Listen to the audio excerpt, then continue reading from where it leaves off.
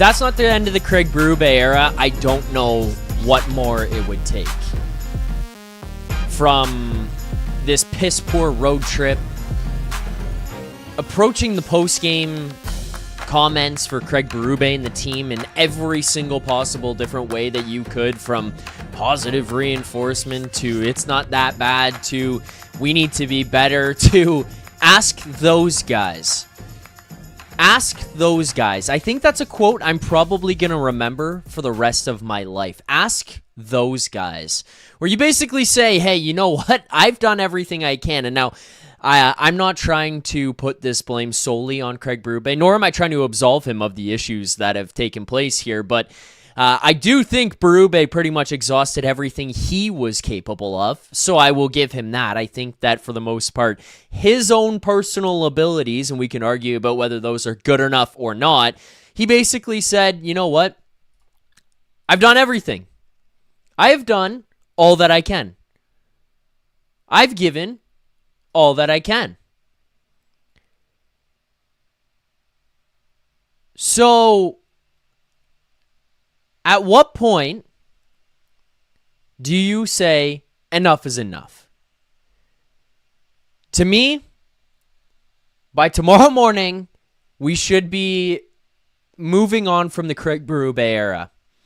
And if not, if Brad Treliving doesn't have the kahunas to split from Craig Berube and co., it's probably a point where Keith Pelly and MLSE is going to have to step in, because if after a performance like that, you're not willing to part ways and start to turn things in a different direction, whether it goes positively or not, that'll only time will tell there.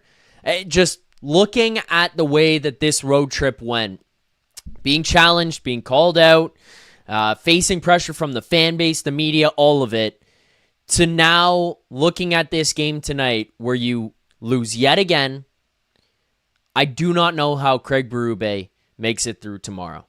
There is a lot to break down from tonight's game, which, weirdly enough, in a 5-1 loss for the Toronto Maple Leafs, I would say was actually a much better game for them, which doesn't go that far to, like, in the grand scheme, what the fuck does it matter? I'm not entirely sure, but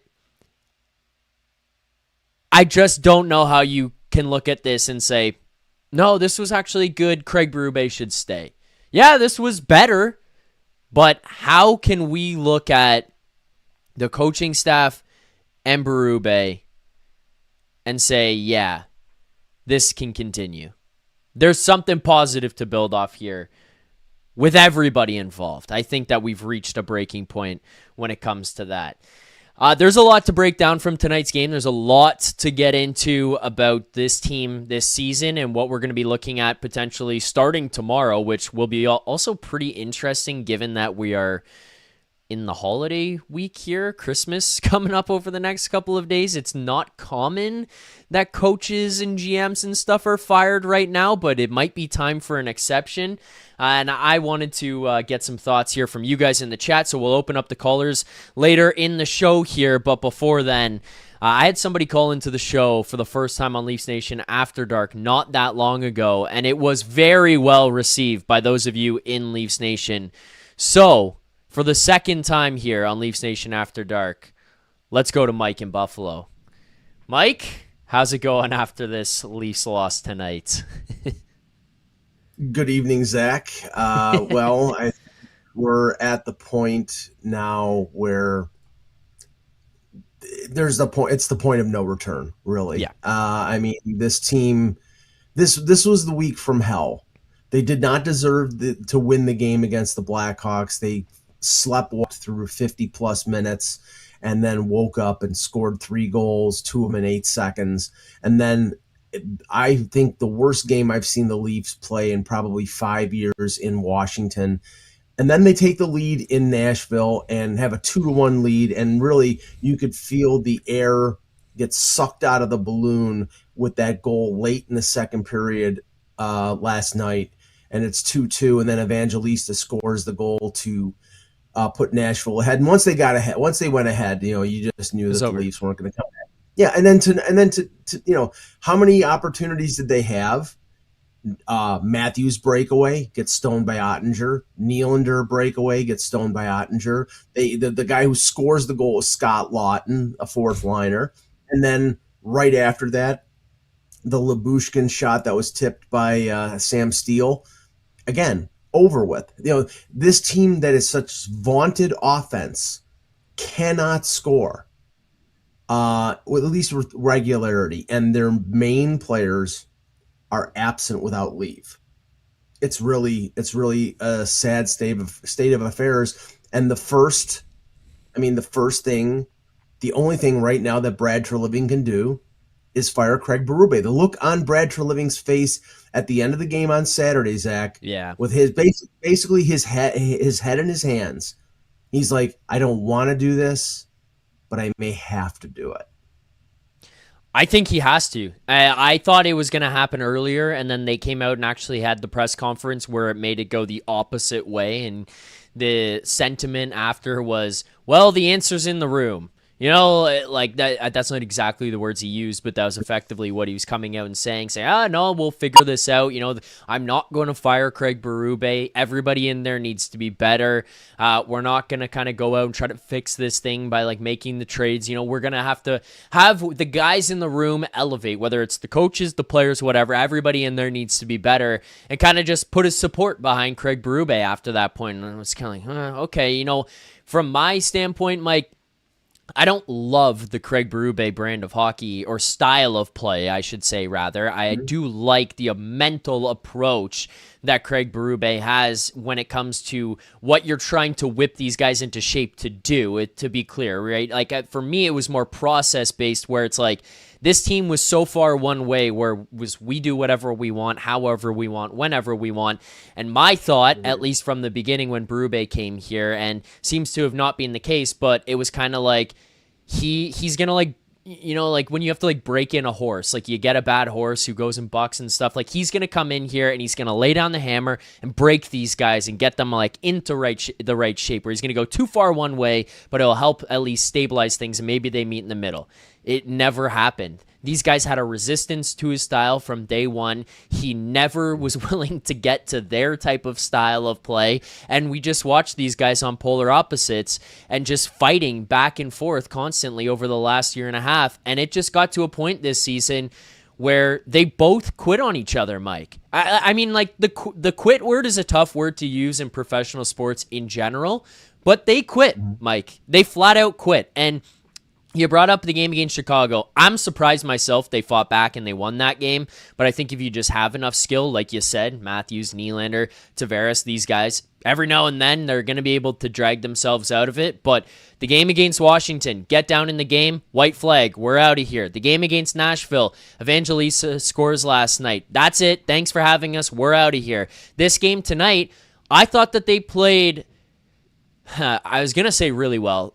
Really well relative, let's put it that way. I thought that they played a much better game tonight. Like, I'll give them credit. I was prepared to come on here after and say, much better job, didn't get the results, still fire Craig Berube here, change some things.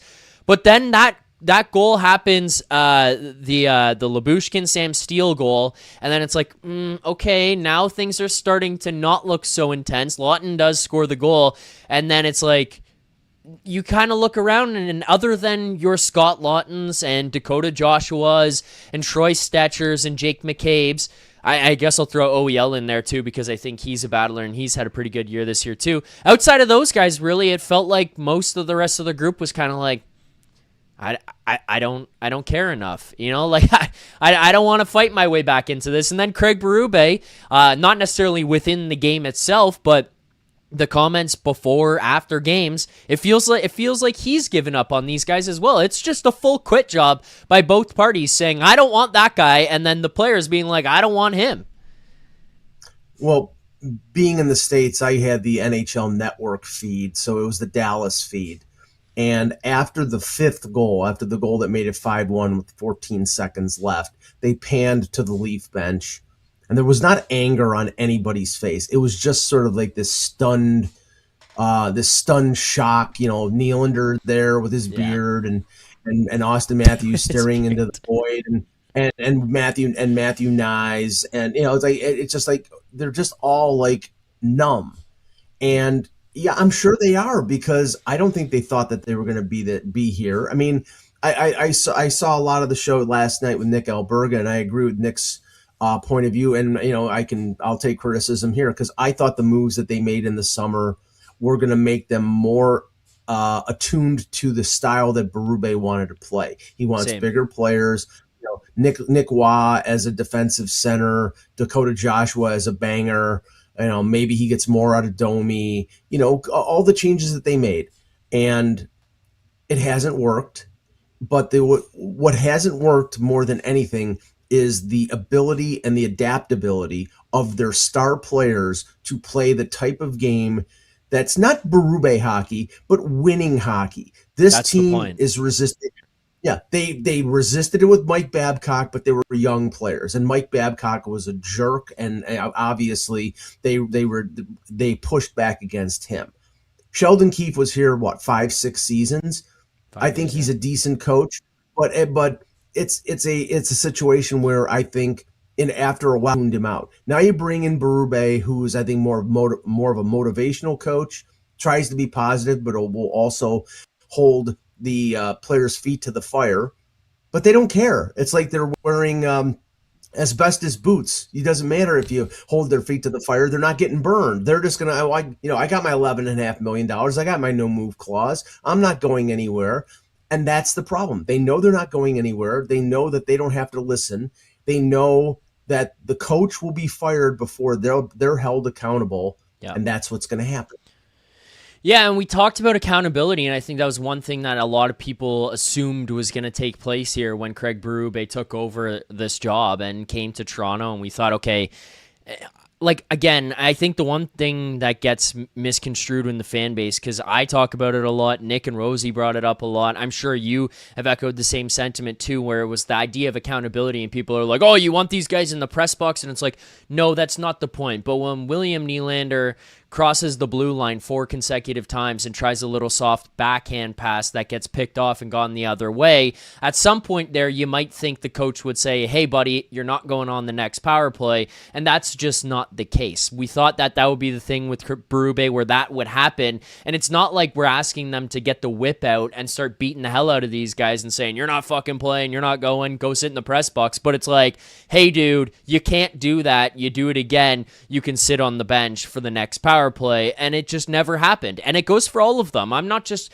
picking on Nylander here in particular, but we thought it would be the case for Mitch Marner so that better habits would be instilled, Mike. That was the thought I had, at least, hey, let's play this simple brand. Let's simplify things where we're not making these crazy no-look backhand passes cross ice, and then there you have it, primetime Game 7 against the Florida Panthers. There's your $11 million man throwing one, right? We thought that these things would get taken out of their game, and I know that there's a lot of people who are saying, yeah, well, they sucked the life out of them, they sucked the offense out of them, all of that. Sure, some of those things are probably true. I'm not going to argue against those. But there was also the idea that, hey, maybe these players will at least understand and start to realize these things will not work if you want to win hockey games. And I mean, I said it last night, Mike, but just to further that point, there was that story, I believe it was Nate Schmidt. He said when he got to Florida in preseason, he made like a no-look pass in his own zone. I think this is in his own zone. It got picked off, and he got to the bench, and like Barkov, Bennett, and Reinhart were like, hey, man, we don't do that here. The guys that do that here are the star players. It was the star players in Florida who said to the depth guy, we don't do that. Here, it's the coach who's having to say it, and that message still never gets across.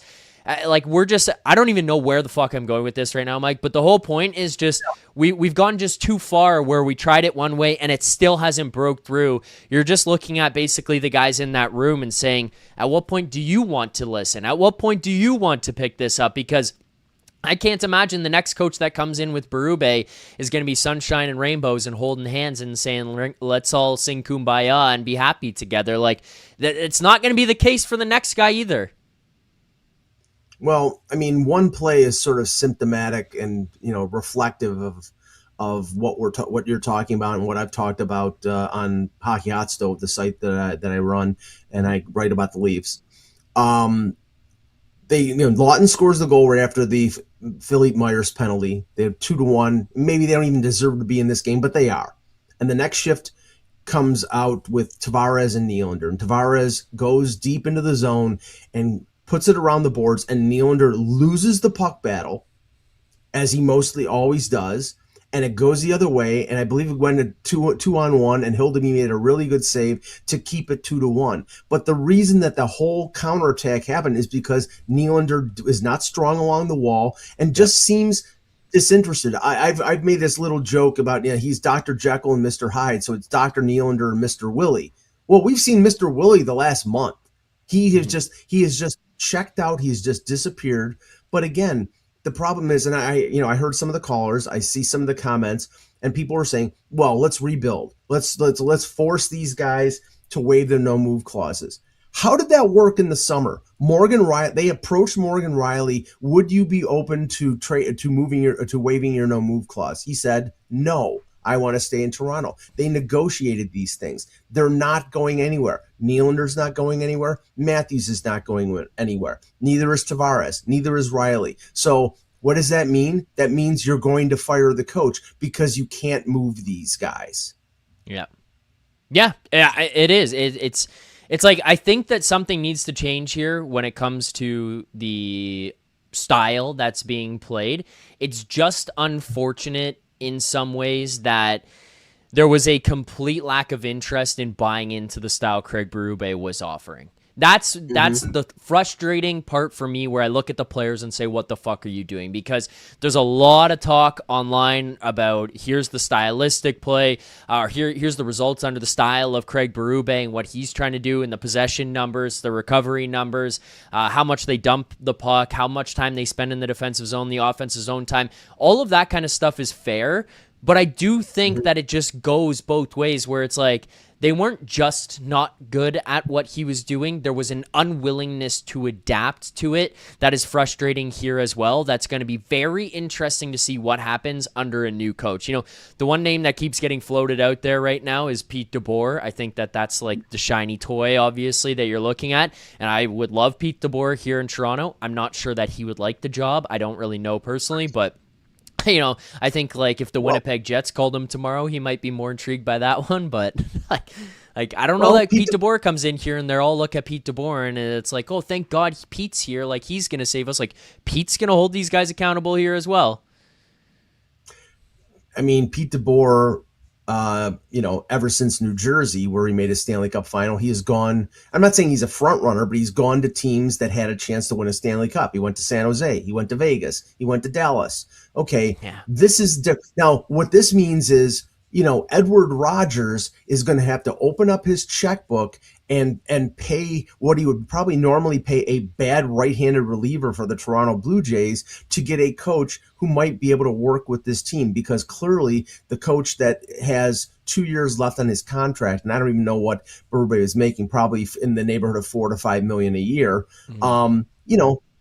That's, you just eat that money because it's clearly not working. This, you're talking about flushing probably the entire staff, not just Berube, but Mike Van Ryn, but Mark Savard, but Newsy Lalonde, everybody. But the question that you bring up is a valid one. Why the hell would Pete DeBoer want this job? He's got this year on his Dallas contract. He could sit there and wait till the summer and coach say, Team okay, Canada. Right. Be part of the staff, and then sit there in the summer and said, okay, I'm taking your offers, guys. Which team wants me? And he can pick and choose the team instead of coming in the middle of the season, a la Randy Carlyle back in, I think it was 2011 where he took over from Ron Wilson, and it was a disaster. And the other thing is, everybody's saying, let's rebuild, let's reset. There's a problem. You don't have your first round pick. You don't have your first round pick next year. You don't have your first round pick in 2027. The only way you have your first round pick from Boston is if you finish dead last and guarantee yourself a top 5 pick. Otherwise, it's going to the Bruins. This is Phil Kessel 2.0. This is trading Tyler Seguin and Dougie Hamilton for Phil Kessel. I was all for the Brandon Carlo deal because I think he's a good defenseman, but nobody expected this team to suck as bad as they do right now, and they do. I mean, they're just playing. They're in their own heads. They don't seem motivated. They can't generate consistent offense. Their power play is abysmal. Other than that, they're fine.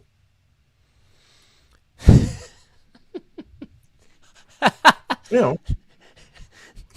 Other than that, they're fine. Other than that, well, the power play, Mike, I don't even know where to go with at this point. I genuinely want them to decline it when they get to power play. It's like you are handing them, the other team that is, 2 minutes of momentum. Be like, do you want odd man rushes and to come off of this feeling way better about yourselves than you were before you were on the penalty kill? Then sure, here is the Maple Leafs power play coming out to do you favors. It is an infuriating thing. I don't even know where to start with. The other thing too, I think a lot of this is like recency bias. I think that the players that people got, this is just a little side note, but like the Lawton thing, the Carlo thing, they're good players that I think help. I think they were overpays, and I think that that's fair to say. You know, like they were you paid too much to get the guys, but I think you did get the right guys for what you were looking for and how you built the team. Sure. The other thing is, like, I think a lot of people look at Scott Lawton and just see, okay, this is a guy who doesn't score every single night, and all of a sudden there's this idea in their brains that Scott Lawton stinks. I can't subscribe to that. I think he does a lot of really good things. I watch the guy compete every single night. I watch what he does here tonight in this Dallas game, the goal that he scores. I watch him battle for 60 minutes. Even when the rest of the team is quitting, I still think he does that. I'm a big Lawton fan myself, but I'm willing to admit, yeah, that trade was too expensive. The Carlo one, sorry, go ahead, Mike. Well, okay, I'll just say this because I've vented ad nauseum about the Lawton deal. And it's not casting aspersions on Lawton because I think he's a good player. And in fact, if you gave up a first-round pick to get him, I think you should sign him because I think he wants to be in Toronto. I think you can get him for a reasonable amount. Otherwise, you're probably trading him before the deadline and you're not recouping a first-round pick for him. You're probably getting at most a second, which is what they should have paid from Philadelphia. But after the Brock Nelson deal happened before the deadline, the price of poker went up on third. And remember, he was sold as being a third line center, and he played third line center 3 games. Most of the time, they moved him to the wing. He wasn't fitting in. They put him fourth line, and he sort of gelled with Yarncroke and Lorenz during the playoffs. He's a good player. I think he wants to be in Toronto, but the price of a first round pick and Nikita Gurbiankin, who I think is an NHL player, and when he was up a couple times with the Leafs, I liked him as a spark plug.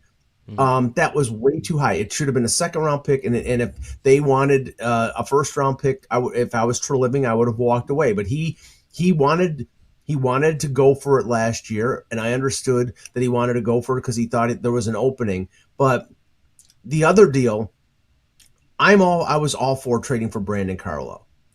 And I think, usually there's some recency bias and some, I think blue and white sunglasses when it comes to analyzing that trade. Everybody hates Carlo because he's not an offensive defenseman. Yep. Okay, he never has been.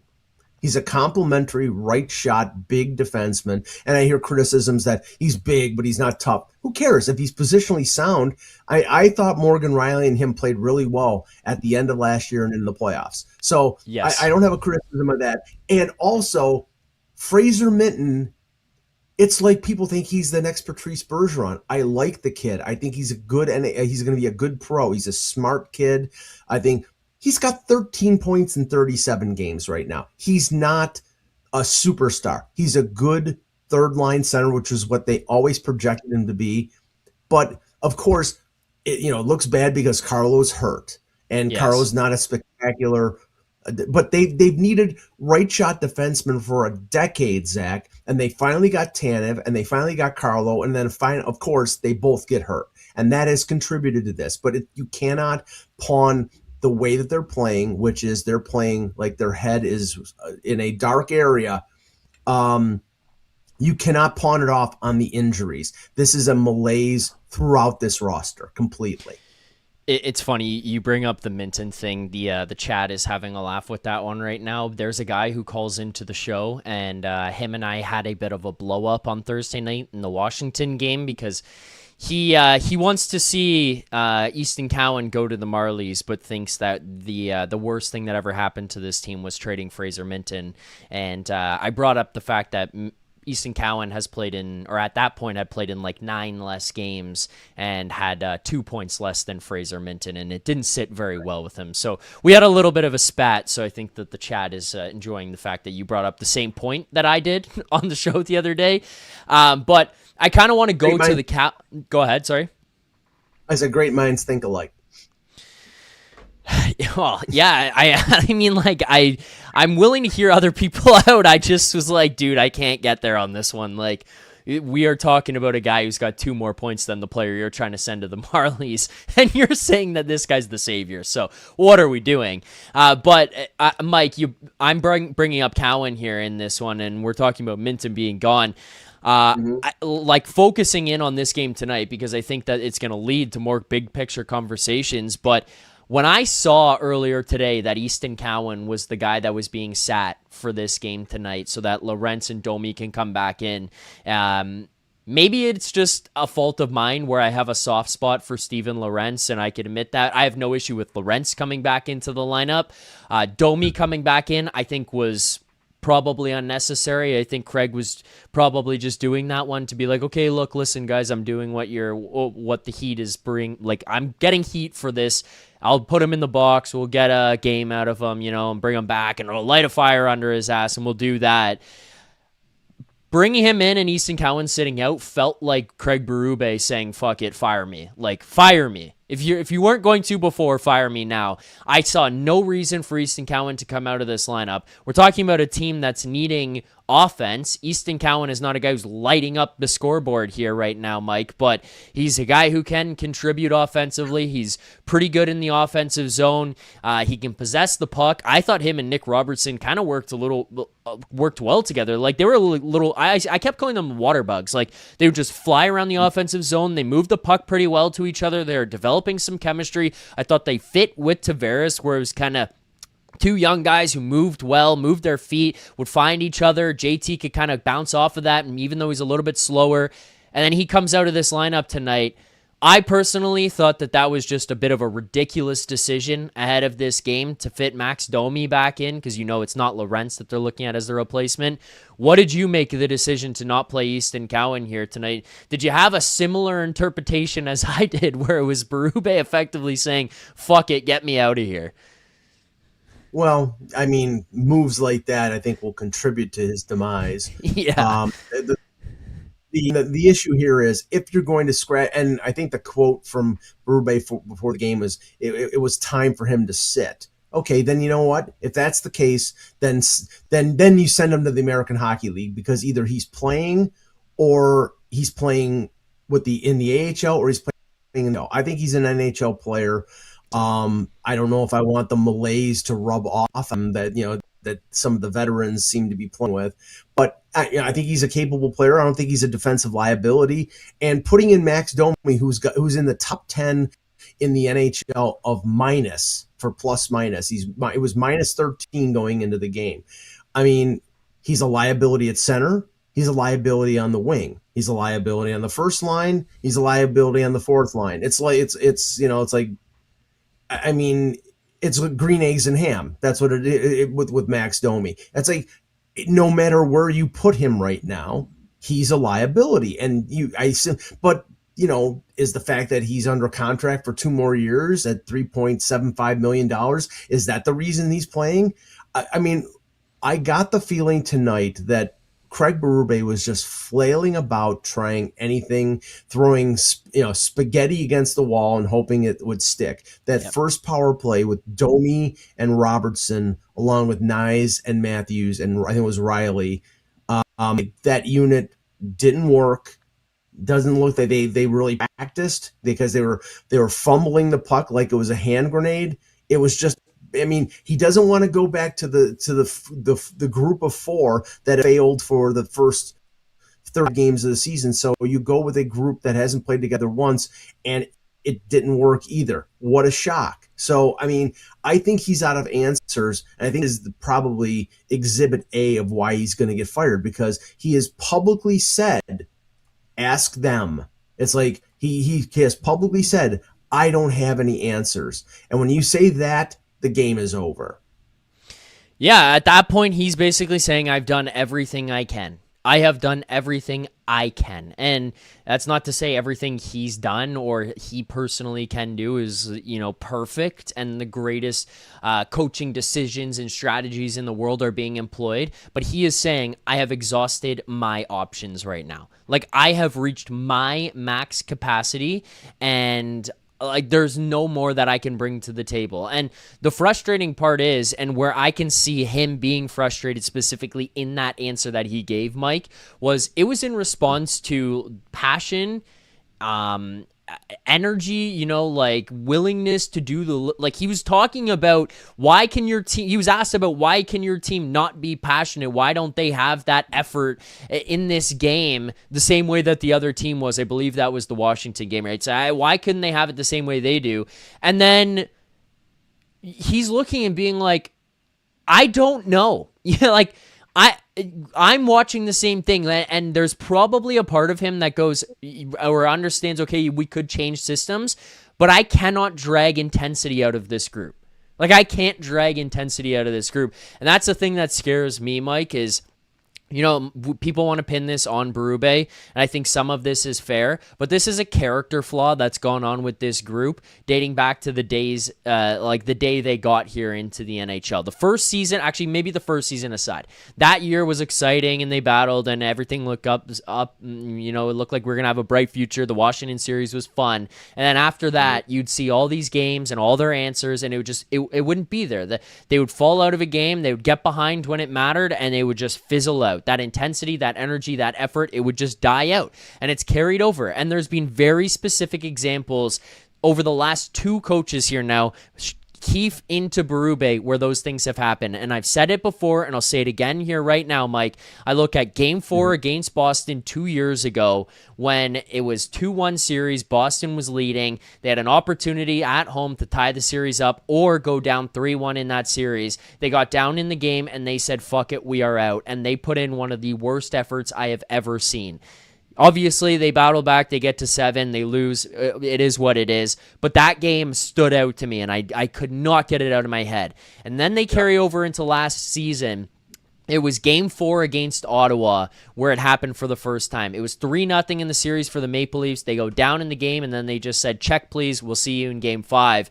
Game 5 wasn't much better. They win in Game 6, but Game 4 was just a complete throw in the towel once things got tough. And then again, the long-winded point here, but Mike, we're going into Game 5, of Round 2 against the Florida Panthers.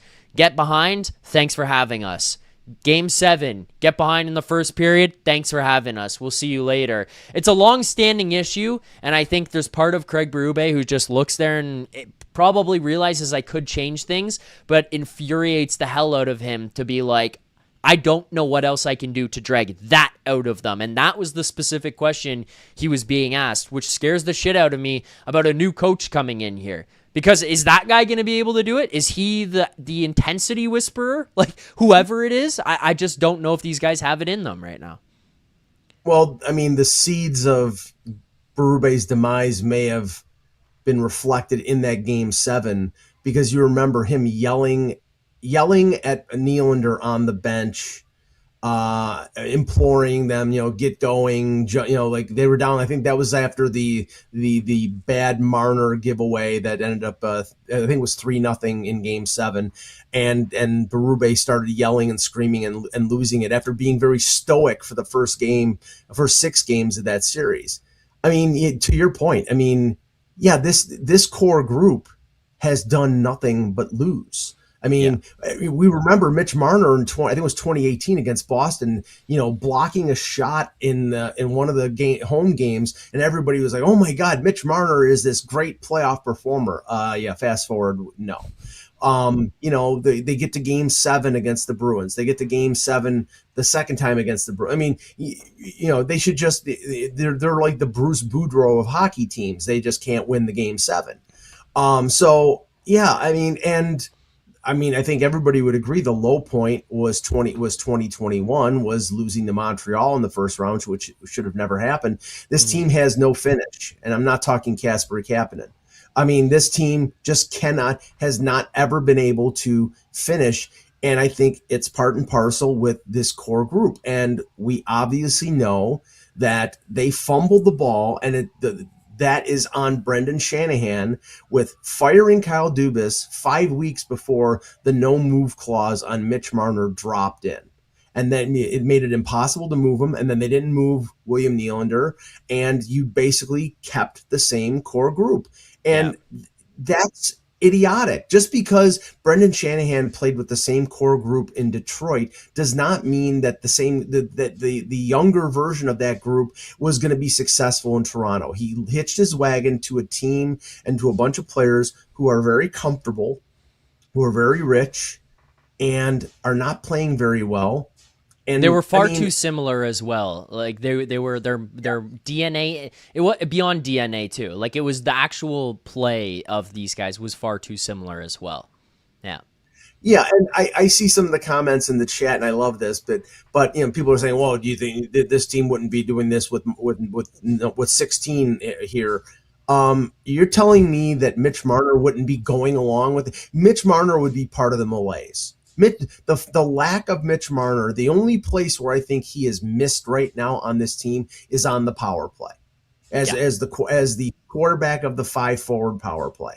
They don't have an answer. Morgan Rielly, every team knows how to defend him. He can't shoot the puck, or at least they're not scared of his shot from the point. And they suck the life out of Nylander and Matthews on that top power play. They limit their shots. They block their avenues.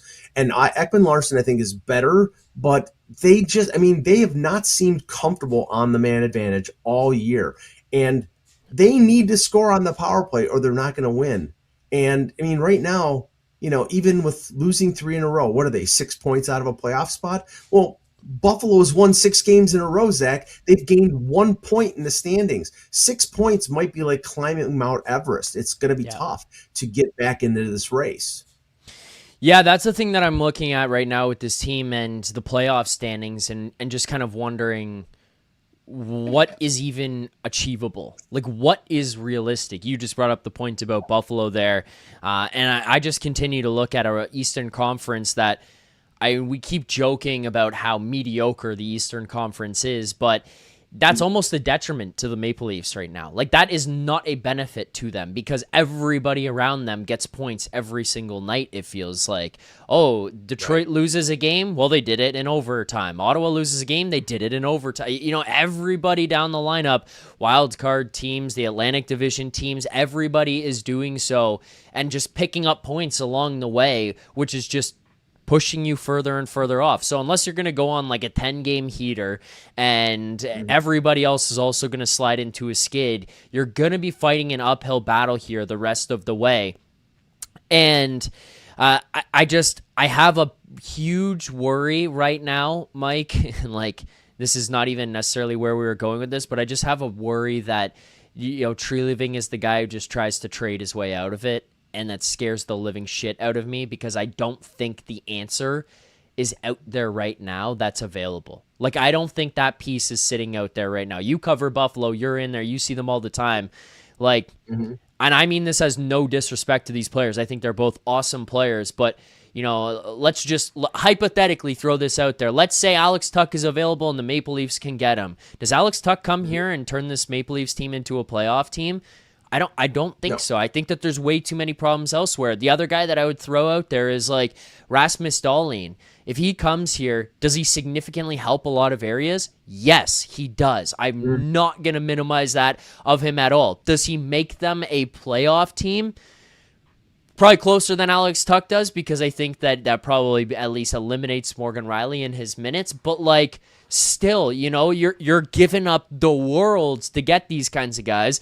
Buffalo is not stupid. They're going to know, hey, this is a team dealing from a position of weakness, much like every GM out there right now. So anytime Brad calls anybody, the answer on the other end is going to be, yeah, give me this and that and that.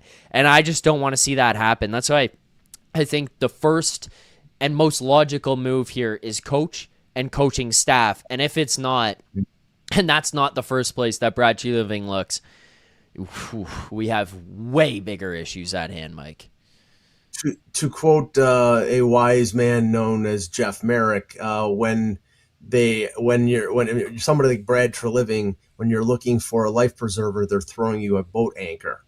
And that's what opposing general managers are doing right now. And like, oh yeah, we'll take Matthew Nyes off of your hands. That's one of the guys. Even though I don't think he's played very well the last 20 games, that's one of the guys I'm not trading if I'm Brad Treliving.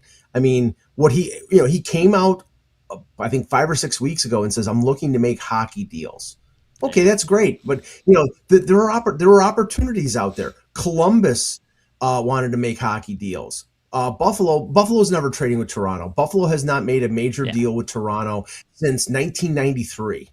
And they got robbed on that one. That was the Andrechuk for Grant Fuhr deal. So they're maybe Yarmo will change the philosophy there. You just trade with anybody, but I don't think Buffalo will ever make a major trade with Toronto. But Buffalo is looking to make deals. Nashville was looking to shake things up. Do you think trading Matias Maccelli for Michael Bunting, which I don't think is an unreasonable, Bunting's an expiring contract. He played like his hair was on fire yesterday. Do you think he was like saying, hey, I'd like to come back to my hometown? Yeah, exactly. And I think it's hilarious that Matias Maccelli sat out, I think it was 7 or 8 games, hadn't played since late November, and then all of a sudden he's playing 17 minutes and he's playing on one of the top 2 lines. It's like, okay, make up your mind. Either this guy sucks and he can't play, or he's good and I should be playing him. Make up your mind there. This is the desperation of what's going on right now. They're flailing about. They're trying everything.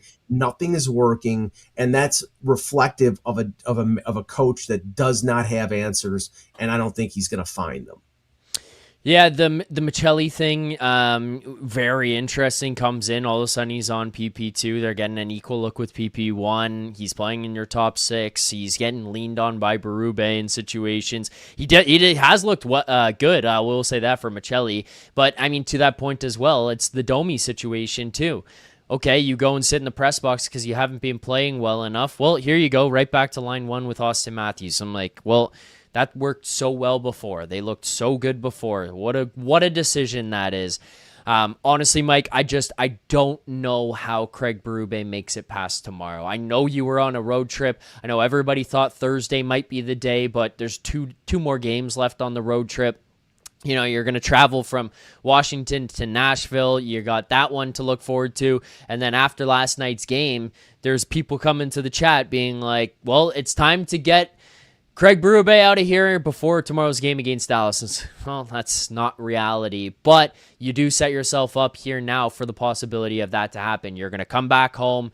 You have a game against Pittsburgh on Tuesday, but the only thing that I worry about here to a degree is that it's not that common for teams to fire staffs and coaches right before the holidays.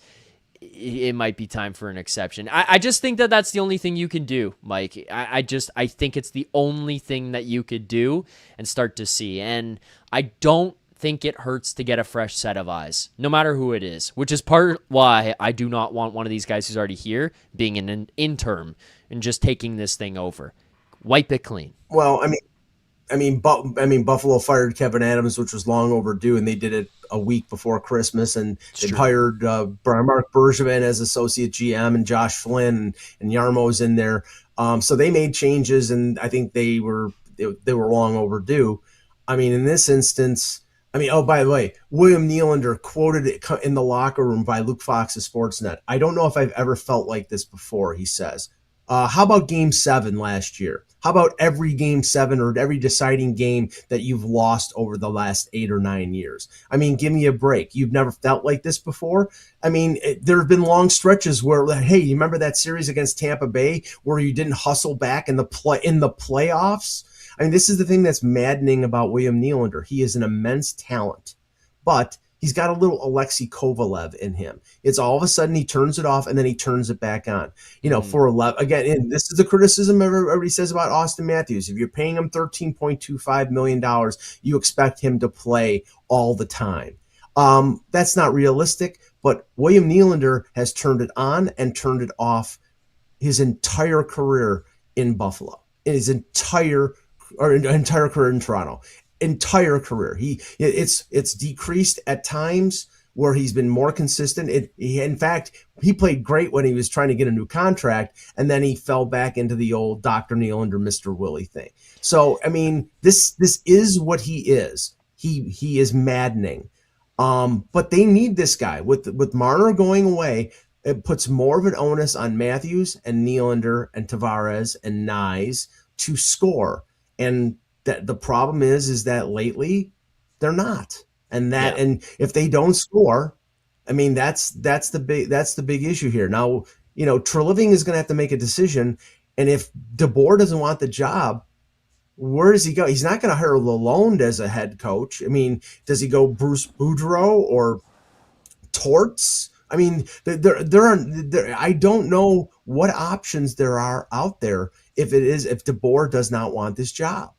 Yeah, I'd kind of jokingly brought up the idea of Torts. I think part of it is my own misery coming through the screen and the mic, where I'm like, I think the idea of Torts being here would be kind of hilarious, because I feel like he would... he might go scorched earth on some of these guys in a way that they've never seen in their lives, which would be interesting to see how they react. But I feel like, Mike, it wouldn't be that long before you start hearing quotes from popular radio shows around the city, hearing, oh yeah, maybe so-and-so doesn't want to play here anymore. And, oh, I wonder what that would be tied to. But anyways, the Nylander thing has always been interesting, and I just wonder if this is, again, a situation of taking the easy way out for myself here, but quitting and saying I don't want to do this, because I've always looked at William Nylander and said this is a guy where you're going to have the ebbs and the flows, the ups and the downs, and you just have to kind of ride it out, because that's what he does, and that's fair. And when he was making 6.9, that was fair. And I think even last season, after the contract, when he kind of got things rolling and put up a career year and had all the points and had all the goals and was just playing out of his mind, it's like there's still periods of time during the season, Mike, where all of a sudden he just drops off for like 3-4 games, but then he comes right back. This is the longest I have ever seen, and I think a lot of this, again, goes to, I don't want to play for this guy. I don't want to play this style. Some of it is really, really frustrating to me that, and I don't know that this hasn't happened, but it almost feels like the mature thing to do would be to go into the GM's office if you are a captain or a leader of this team and have that sit down and that conversation, because I think that there would be a little bit more receptiveness by the GM. It feels just like a public quitting, which is kind of frustrating. I don't know. It just, again, this is me speaking out of my ass as somebody who sits here and just talks about it. It just feels frustrating that this has to come through publicly, where we can visibly see plays and periods and full-blown games of just quit. Like, it's games where you just know they quit. I will give you a scenario that will infuriate Leafs Nation to its core. Imagine, because right now, everything with any key player is, if he gets hurt, it's like, will they be back for the Olympics? Everything is Olympics. I get it. I'm excited for it too, but I hate the fact that everything is Olympic centric and that the schedule has been put together where they started in October and they're playing 4 games in 6 nights, and you see all these injuries and everything. And I think it's sucking the life out of the league. And if they go to the Olympics in 2030, start the season on Labor Day, start the season early September and spread the schedule out, because I don't think you're doing your players any favors. But here's the scenario. Auston Matthews goes to Milano Cortina and plays like we know Auston Matthews can play, and like the 60 goal Auston Matthews, and Team USA wins Olympic gold, and then comes back to Toronto and resumes playing like he is right now. Fans will go insane. Now, this is the thing, and I think the Leafs are not doing themselves any favor. This fog of war bull crap that they're doing with being really coy with what's going on with their players, which started with Matthews last year. And Matthews has had an issue with revealing his health situation going back to COVID and Steve Simmons. And I think he was overly sensitive about that then, and he's overly sensitive about it now. Remember beginning in training camp, oh yeah, I'm fine, and didn't want to say anything specific about what was going on, and nobody pressed him because he wasn't going to answer it. Okay, fine. Well, I mean, when you're playing at the 33 goal level like you did last year, again this year, people will question, are you healthy? And if he is healthy, then what the hell is wrong? I mean, is the 60-goal Auston Matthews gone forever? So, I mean, I think that's the issue. Nylander, yes, there are ebbs and flows in his game, and he plays great one game, and then he plays like a jerk the next, and that's maddening. But with Matthews, it's been a consistent thread for last season and this season, and you wonder, is it injury related, or is it? And also, Anthony Stolarz has had the longest day-to-day injury I've ever seen. The only time we saw him is when Dennis Hildeby had his shutout and he was holding the puck and he's like, hey, there's an Anthony Stolarz sighting. He's alive. Great, but he's alive. We heard him and his significant other had a child, and congratulations. Yeah. But when the hell are you going to be on the ice? And what the hell is wrong? Other teams reveal, well, yeah, Connor Timmins broke his leg and he's going to be out 6 to 8 weeks. Lindy Ruff said that 5 minutes after the game was over with. It's like this isn't like this isn't the CIA or the KGB. It's not. You don't have to keep secrets and be so foggy. And I think this team is not doing their players and not doing their fans a service by the way that they approach this.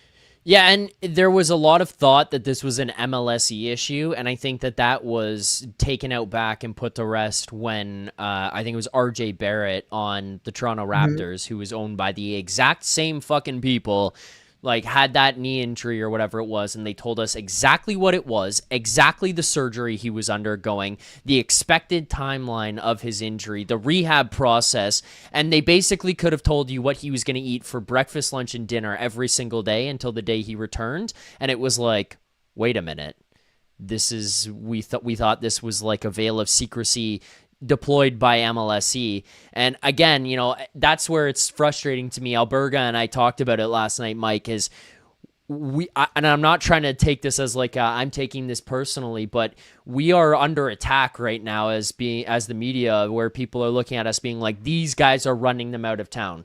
No, we are being critical of the play because the guy won 2 Rocket trophies and a Hart trophy, and right now he looks like a second or third line center. And that's 2 seasons in a row. That's why we are being critical of the player. And, my dad, who's a lifelong Toronto Maple Leafs fan, who's losing his mind right now, was talking to me about this today. And he's the one who brought up to me, he's like, I would be okay. Like, this is my dad telling me. He's like, I would just be accepting of it if the Maple Leafs just came out and said, Auston Matthews is dealing with an injury we cannot solve.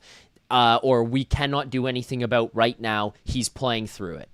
You don't have to say what it is. You don't have to say how it happened, when it happened, nothing. You can just flat out say he is dealing with an injury. He's working through it. We're trying to figure this out to the best of our abilities. Done. Right. Done. Like, it's just like the amount of fans that have told this to me, the amount of people I've talked to about this, my dad bringing that up. Like, this is a guy who loses his mind over just like the team losing a Thursday night in January, and him just being like, I would just be accepting of it. When I hear that stuff, it's like, how does the organization not realize that this is a thing? And it's very clearly not MLSE anymore. This is a Toronto Maple Leafs issue.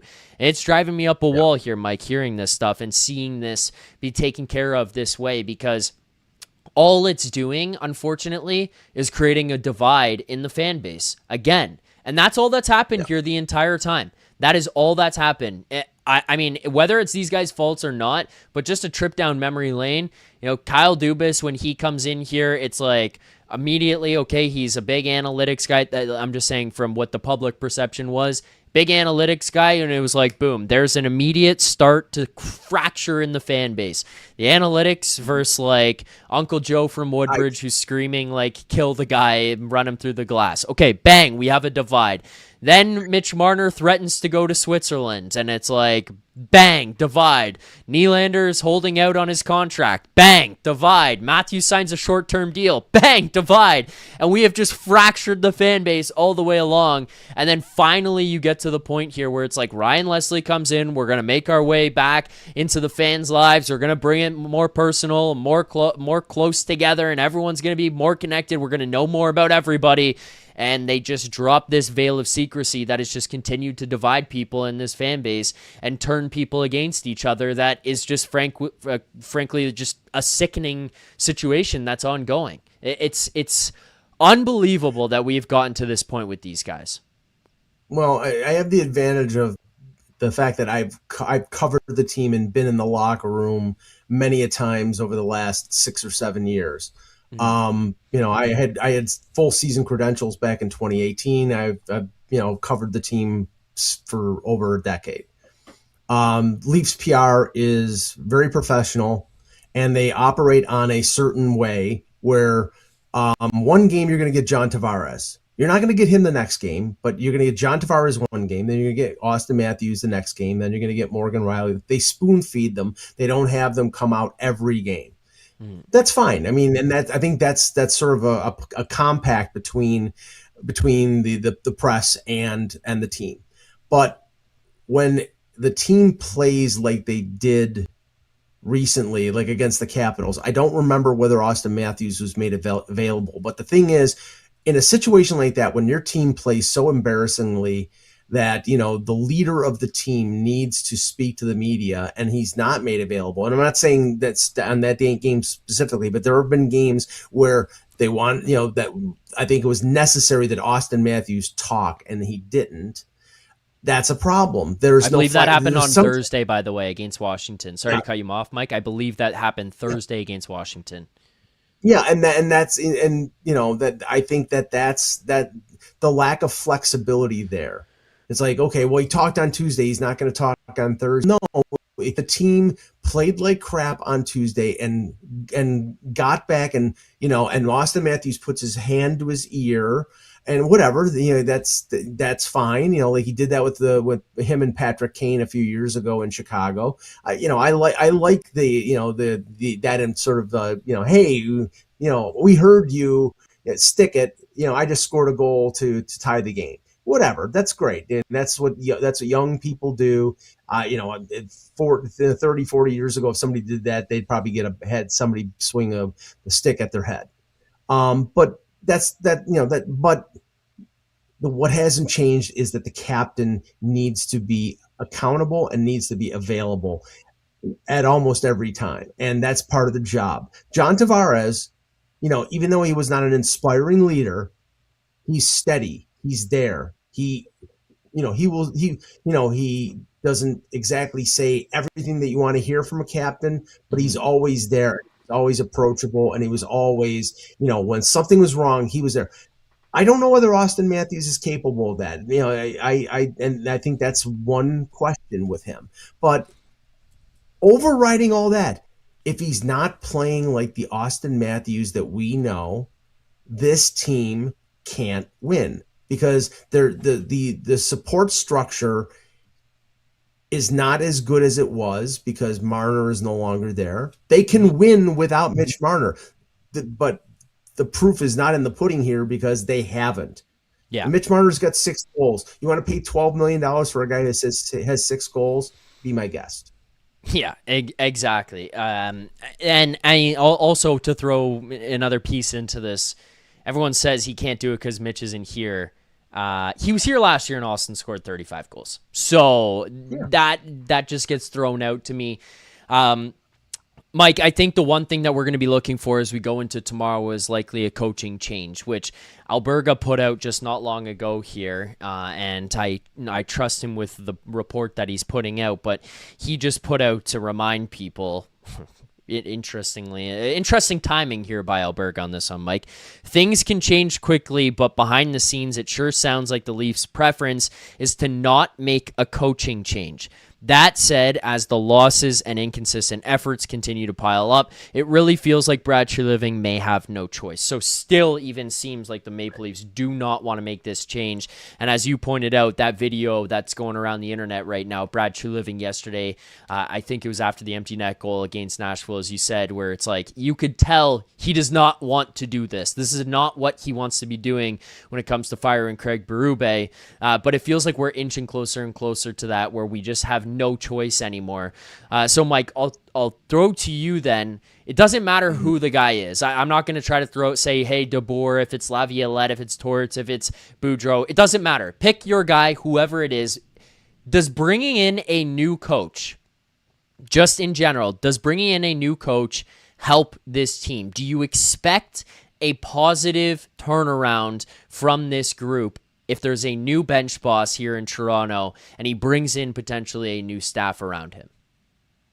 I think it helps the team. I don't know whether it salvages the playoffs, because, it's going to be difficult, even if they turn around immediately, to gain the ground that you would have to, even though the Eastern Conference is so tightly compacted. If all of a sudden you bring in Peter DeBoer and he teaches this team how to play more feisty or whatever, if he teaches them a system that fits their skill set, I mean, it would have to have almost immediate results, and then you'd have to have some luck in terms of teams in the East, sort of falling by the wayside and just catching up. I mean, that's a lot to hope for.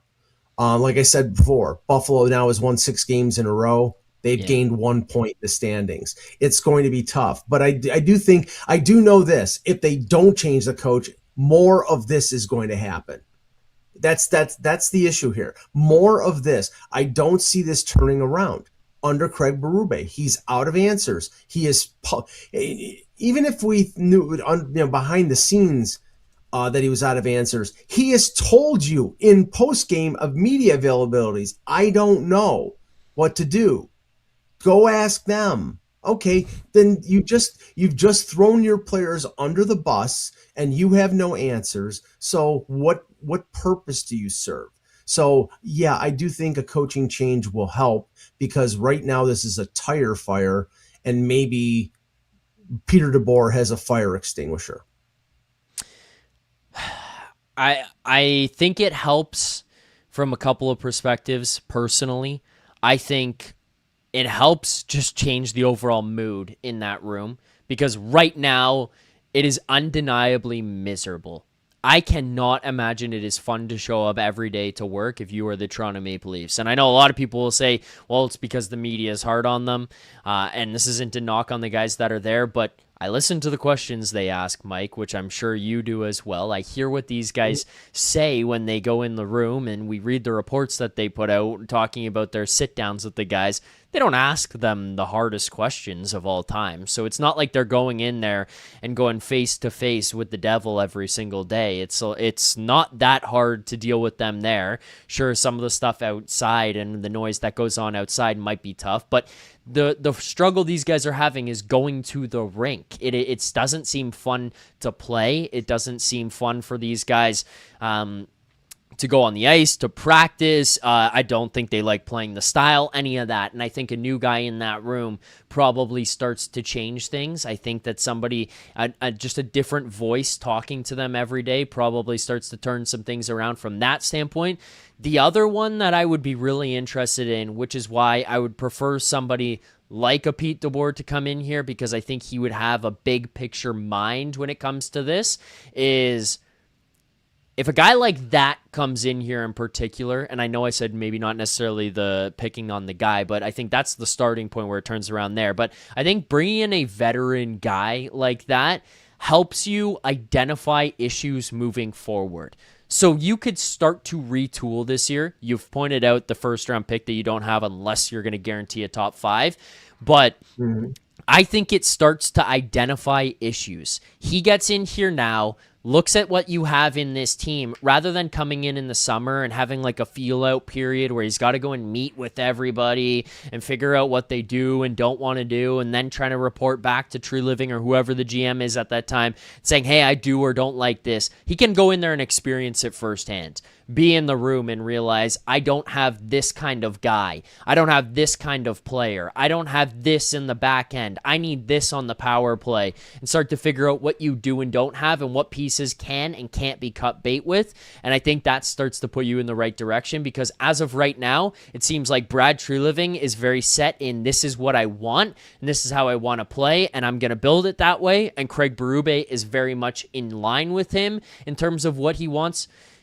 At least from what I understand, at least it seems like they're very much in line. There's probably some differences here that are taking place, but bringing in somebody new can at least give you a different mindset, a different approach, and say, hey, let's change some of these things that are going on, and maybe we can work on being back to an elite contender next season, because maybe this year is just figuring things out. Maybe you get to the playoffs, but we retool and start to sort things out for next year instead.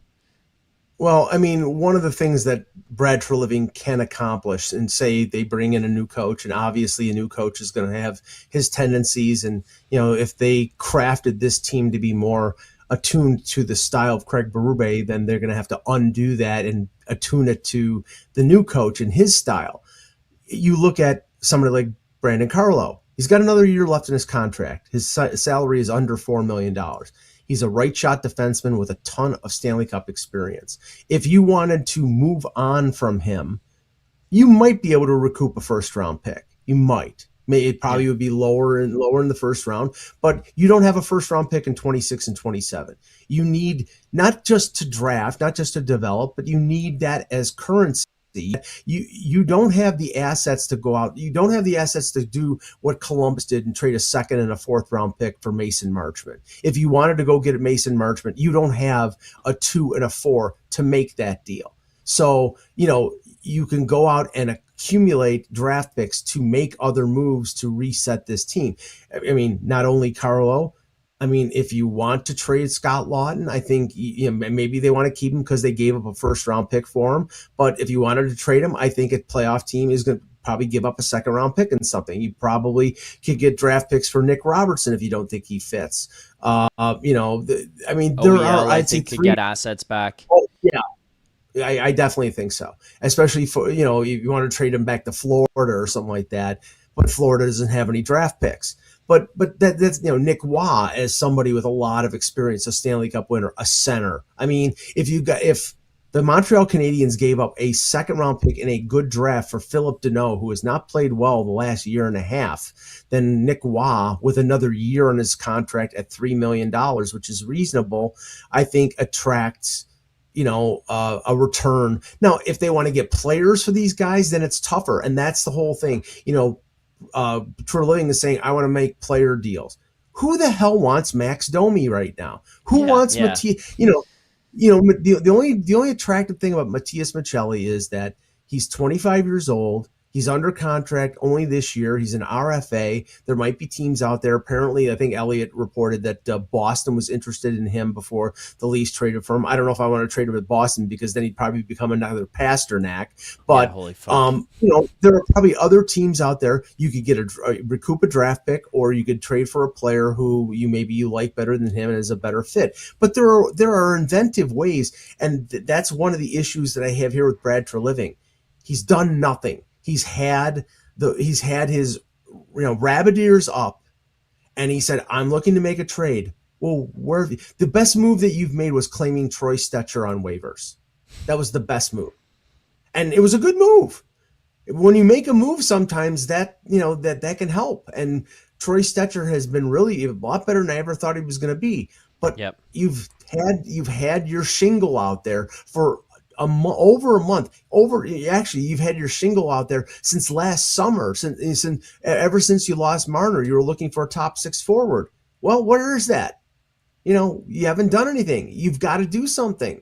It might be too late to do something, but that's the problem here. This team is on fire, and Brad Treliving is doing nothing to put it out. I agree with you, Mike. I think the only thing that you can start to do is coaching staff tomorrow and start to figure some stuff out from there. I don't know that Pete DeBoer wants this job. We talked about it earlier. He traditionally walks into a team that is much more prepared to take the next step and try to get them over that hump, but maybe it's time for Pete to take on a new challenge. Maybe that's the pitch to him. Hey, you haven't done it in a while. Let's build this thing from the ground up, Mr. DeBoer. Come back home. Your family's from around here. Let's get you back into Toronto and let's get things headed in the right direction. But I don't know. No matter if it's Pete DeBoer, if it's Bruce Boudreau, I don't fucking know, but if it's Mark Savard teeing up your power play for Tuesday night, and it's Craig Berube announcing that Max Domi is in this lineup on the first line again by Tuesday, this has been a much more tame show for me here tonight, Mike, than what Tuesdays would be if I have to see that. And then they inevitably, because they will, lose to the Penguins on Tuesday before Christmas. Like, my head will explode on camera. Yeah, the last loss before Christmas, and before potentially they blow up the organization, is to Kyle Dubas's Pittsburgh Penguins.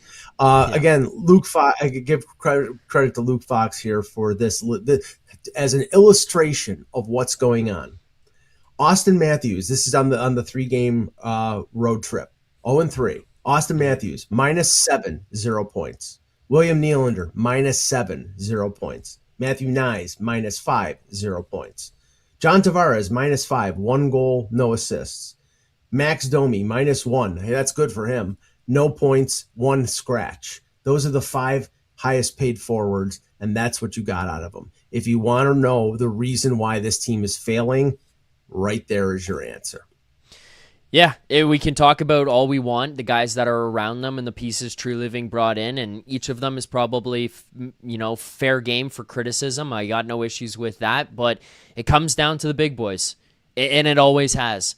That's why I've always started to get into these, arguments with people when it came to playoffs, and a lot of times the conversation was, well, they need more bottom 6 contributions. Well, they need the bottom 6 to step up and score. Really?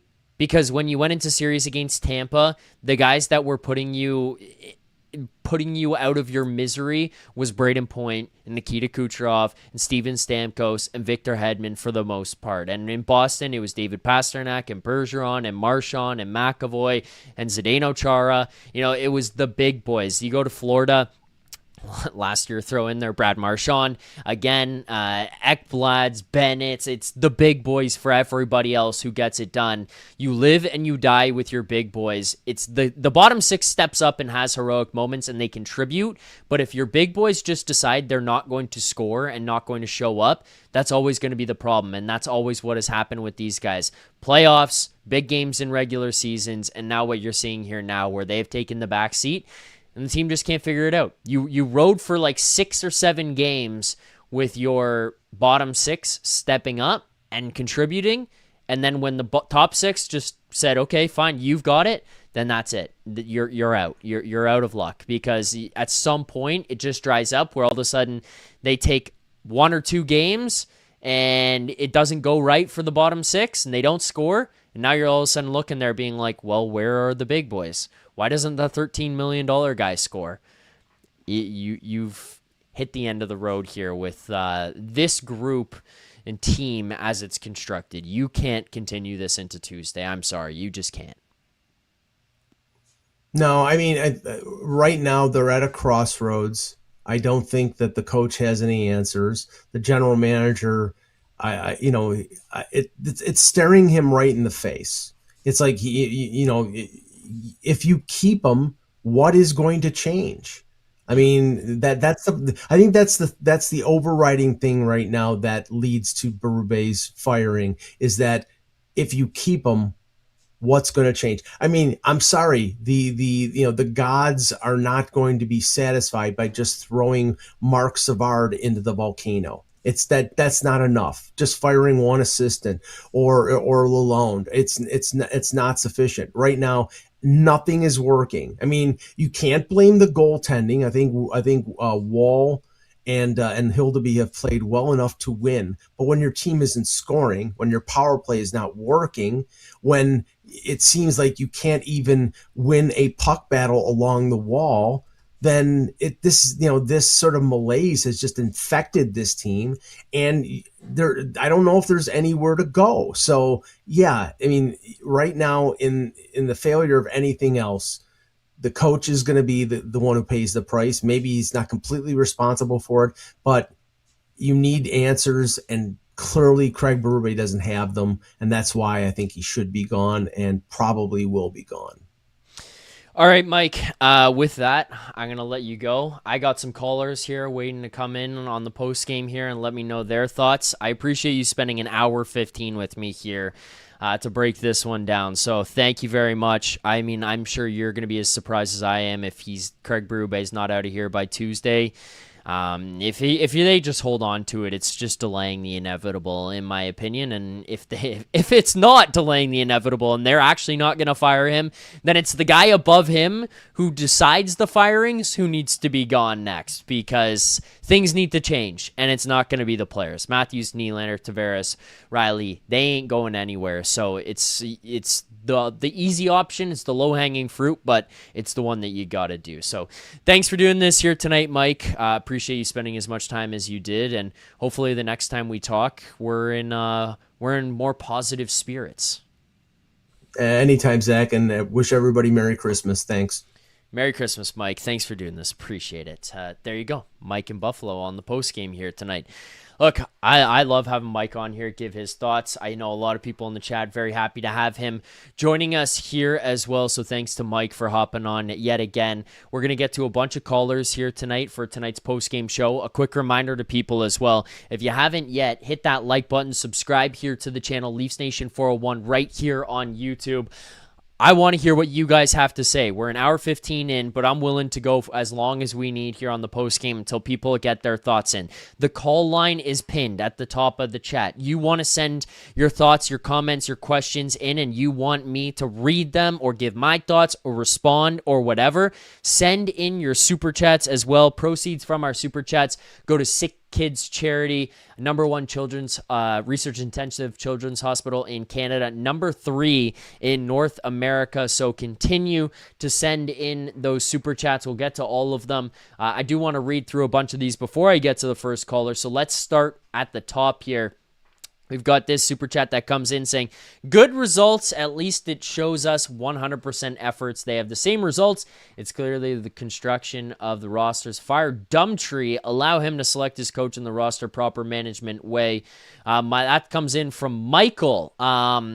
Michael, I think you are smoking crack cocaine if you think that this was 100% effort. I mean, they were just out of this one and decided to call it quits. They were done. They weren't going to continue on with this, and they waved a white flag and said, shut it down. Get me the fuck out of here.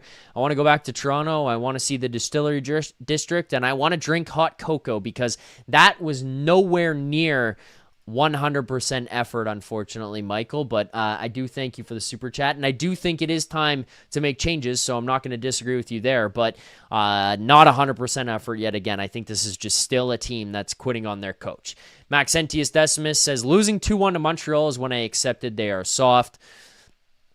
I accepted they were soft when they lost to Montreal in the bubble, let alone here now. Tammy says, I think Berube should resign just to save face. I think Berube was almost trying to get himself fired at this point.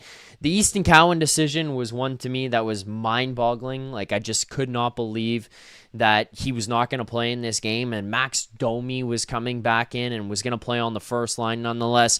Just decisions that are being made, insane. The lack of effort, the lack of compete, the lack of commitment from these guys, atrocious. It is just a pathetic situation all the way around right now. Michael, again, with another super chat, says, honestly, since Tree only has an average resume in Calgary, and now does anyone worry Tree will make a wrong choice again of the new coach? Fire Dumtree. Look, I'm not saying Brad Treliving has made amazing moves here in Toronto. Like, it's not like this team is in a position right now where we're looking at them and going, wow, holy fuck, they are so awesome. And these players, because of Brad Treliving, are so awesome. But I think the guy kind of gets a bad rap. I mean, everybody looks at the Tkachuk trade in Calgary. He had his hands tied. I mean, he built the best defenses and he built goaltending in Calgary. They just didn't have the offense. They didn't have the guys. He had that here in Toronto and tried to build out the other end. Like, he got given the star players. You know, Matthew Tkachuk was not the player in Calgary that he became in Florida. Johnny Gaudreau was there, but outside of that, like, they didn't have the same scoring. They didn't have the same types of guys. And Gaudreau said, I'm leaving, so he walked for nothing. There was nothing they could have done about that one. Matthew Tkachuk says, I'm not going to stay here, so he trades him for a 110-point player who's in the Hart Trophy and Selke conversation in Huberdeau. I think a mistake was extending the guy, but got Weegar, got Huberdeau. Like, I thought he did pretty well in the trade. It just happens that Matthew Tkachuk fits in Florida a whole lot better, and that was the kind of player that they were looking for. So, again, not to kind of overly defend Treliving, but I think people look at that and say, well, it ended up bad, and in hindsight, it ended up bad. Well, yeah, it ended up bad. Nobody in the moment thought, wow, Calgary got fleeced on this deal. Clifford Barnes says, since they got their way and changed the dress code to express themselves by dressing like pimps, they have quit doing anything on the ice. Well, I mean, Clifford, sure, when it comes to dress code in particular, that was an NHL-wide thing. It's not just Maple Leafs. Michael here with another super chat. He also says, we said the Leafs have always been a step late. If anyone is defending Tree now until he completely destroys the team before age to fire him is too late. I don't even know what you're trying to say, Michael. Sorry, but thanks to the super chat. Clifford says, till you get rid of Matthews, Nylander, and that pylon Rielly, God could not help these simps. Harsh.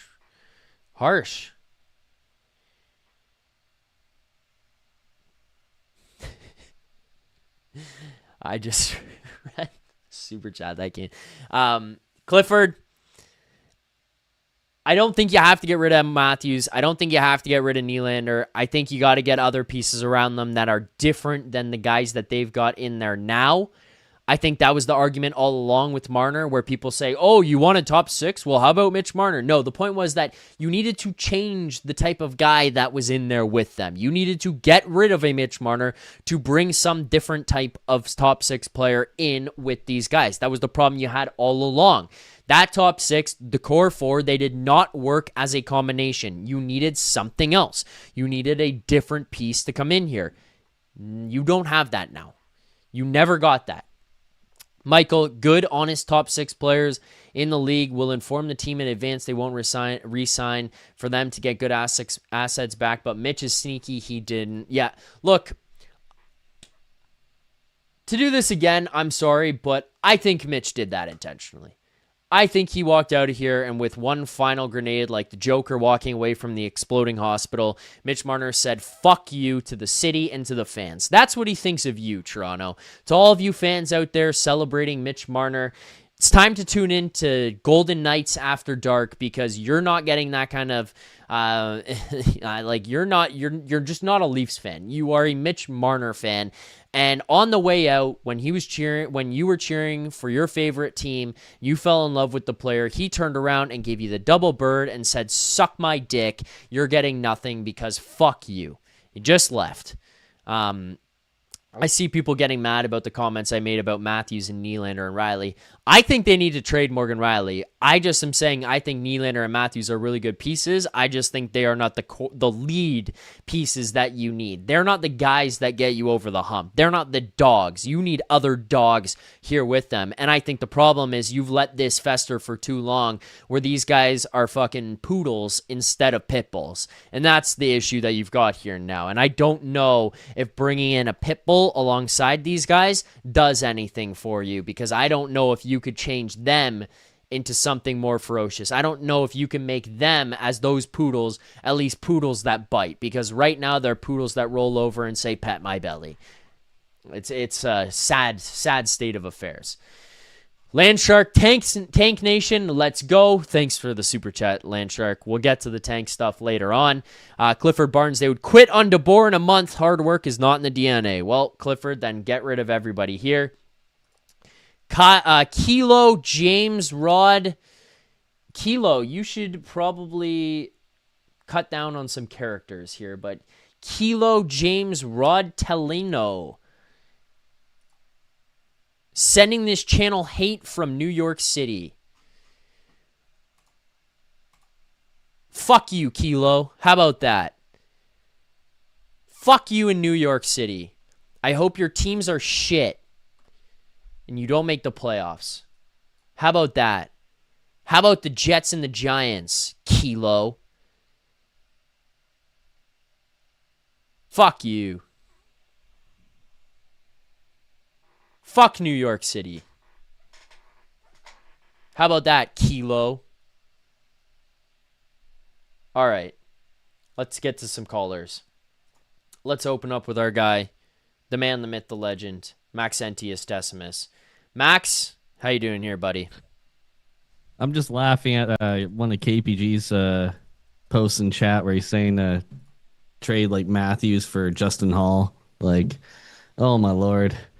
I think I just want to give a call today and be like, I'm pretty happy this weekend. You know, I think a lot of people are really stressed out right now, and rightfully so. But I think this is probably the best thing that can happen to the organization is to just face what reality is and make some changes. Whether it's the coach, whether it's Treliving, whether it's all of them, just make some changes because this is not working right now. Yeah, that's where the disconnect starts to happen between what you and I are about to say and where people in the chat like 6 1/3 are going to go and fucking have a heart attack when I say this. But I'm also happy that they lost this game, Max. I am also happy that they lost this game. And it's not because I want them to lose. It's not because the numbers on the show after are bigger.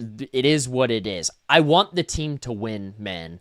The reason I get so pissed after these losses or when the team plays like shit is because I want the Toronto Maple Leafs to win the Stanley Cup. I want them to be good. I want them to go 82-0. I want them to be a fucking dominant force and hoist the cup over their heads and for us to be at the parade. I want that, Max. But I watch the shit that happens, you know, when it's fraudulent wins or if it's the team losing in embarrassing games or even in this one here tonight where I'm talking about the fact that it's better for the team to have lost and 6 1/3 is having a cry attack in the chat being like, well, they played well here tonight. No, the point is that if they won this game, Max, Brad Treliving and Craig Berube walk out of this one and go, another day we don't have to make a change. Another day we don't have to fire the coach. Another day that we don't have to talk about things going poorly or a losing streak or whatever, because we can get out of here, we can go back to Toronto, and we've at least won one of the games, and we beat the Dallas Stars on top of that. No. You lost this game, you lost 5-1, and quite honestly, one of the biggest things for me here was that this could have been a much closer game in a game that you actually did play decently well, but you did what you've done all season long, Max. You quit. And that stands out more than anything else. This team in this game, Max, they quit. They quit. They gave up. And it wasn't as egregious because it happened much later in the game, but they fucking quit. They just said, that's it. We're out. We're done with this thing.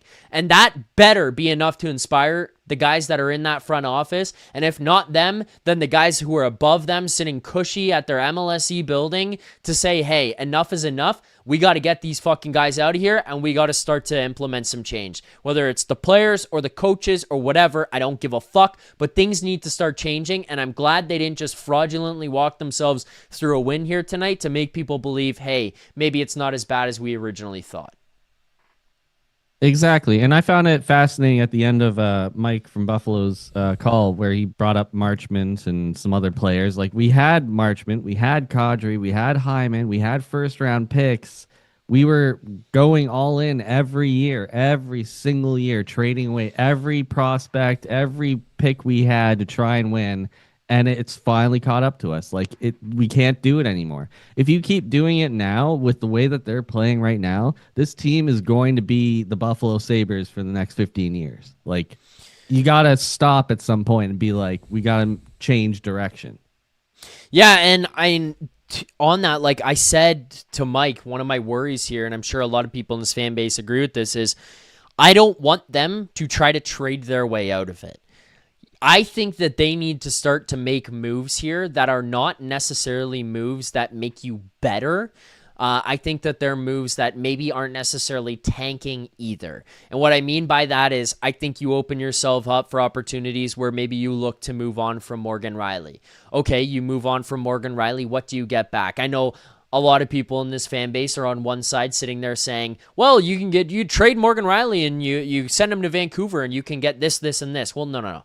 They're not willing to take that. They're in a different position, and we can come up with these fantasies ourselves, but reality is a lot of these GMs aren't going to look at it that way. So I look at a guy like Morgan Rielly, and I think that that's a contract that you get out. I think that's a piece of this room that's been accustomed to losing that you get out, and you start to move on from guys and start to look different and feel different and have different voices in the room and in the arena when you walk into Scotiabank. That's where you start to do things and to make changes, and maybe you get some young pieces back. Maybe you get picks back. Maybe you get prospects back. But you start to open some stuff up here and offload some things that starts to change what the future of the team will look like.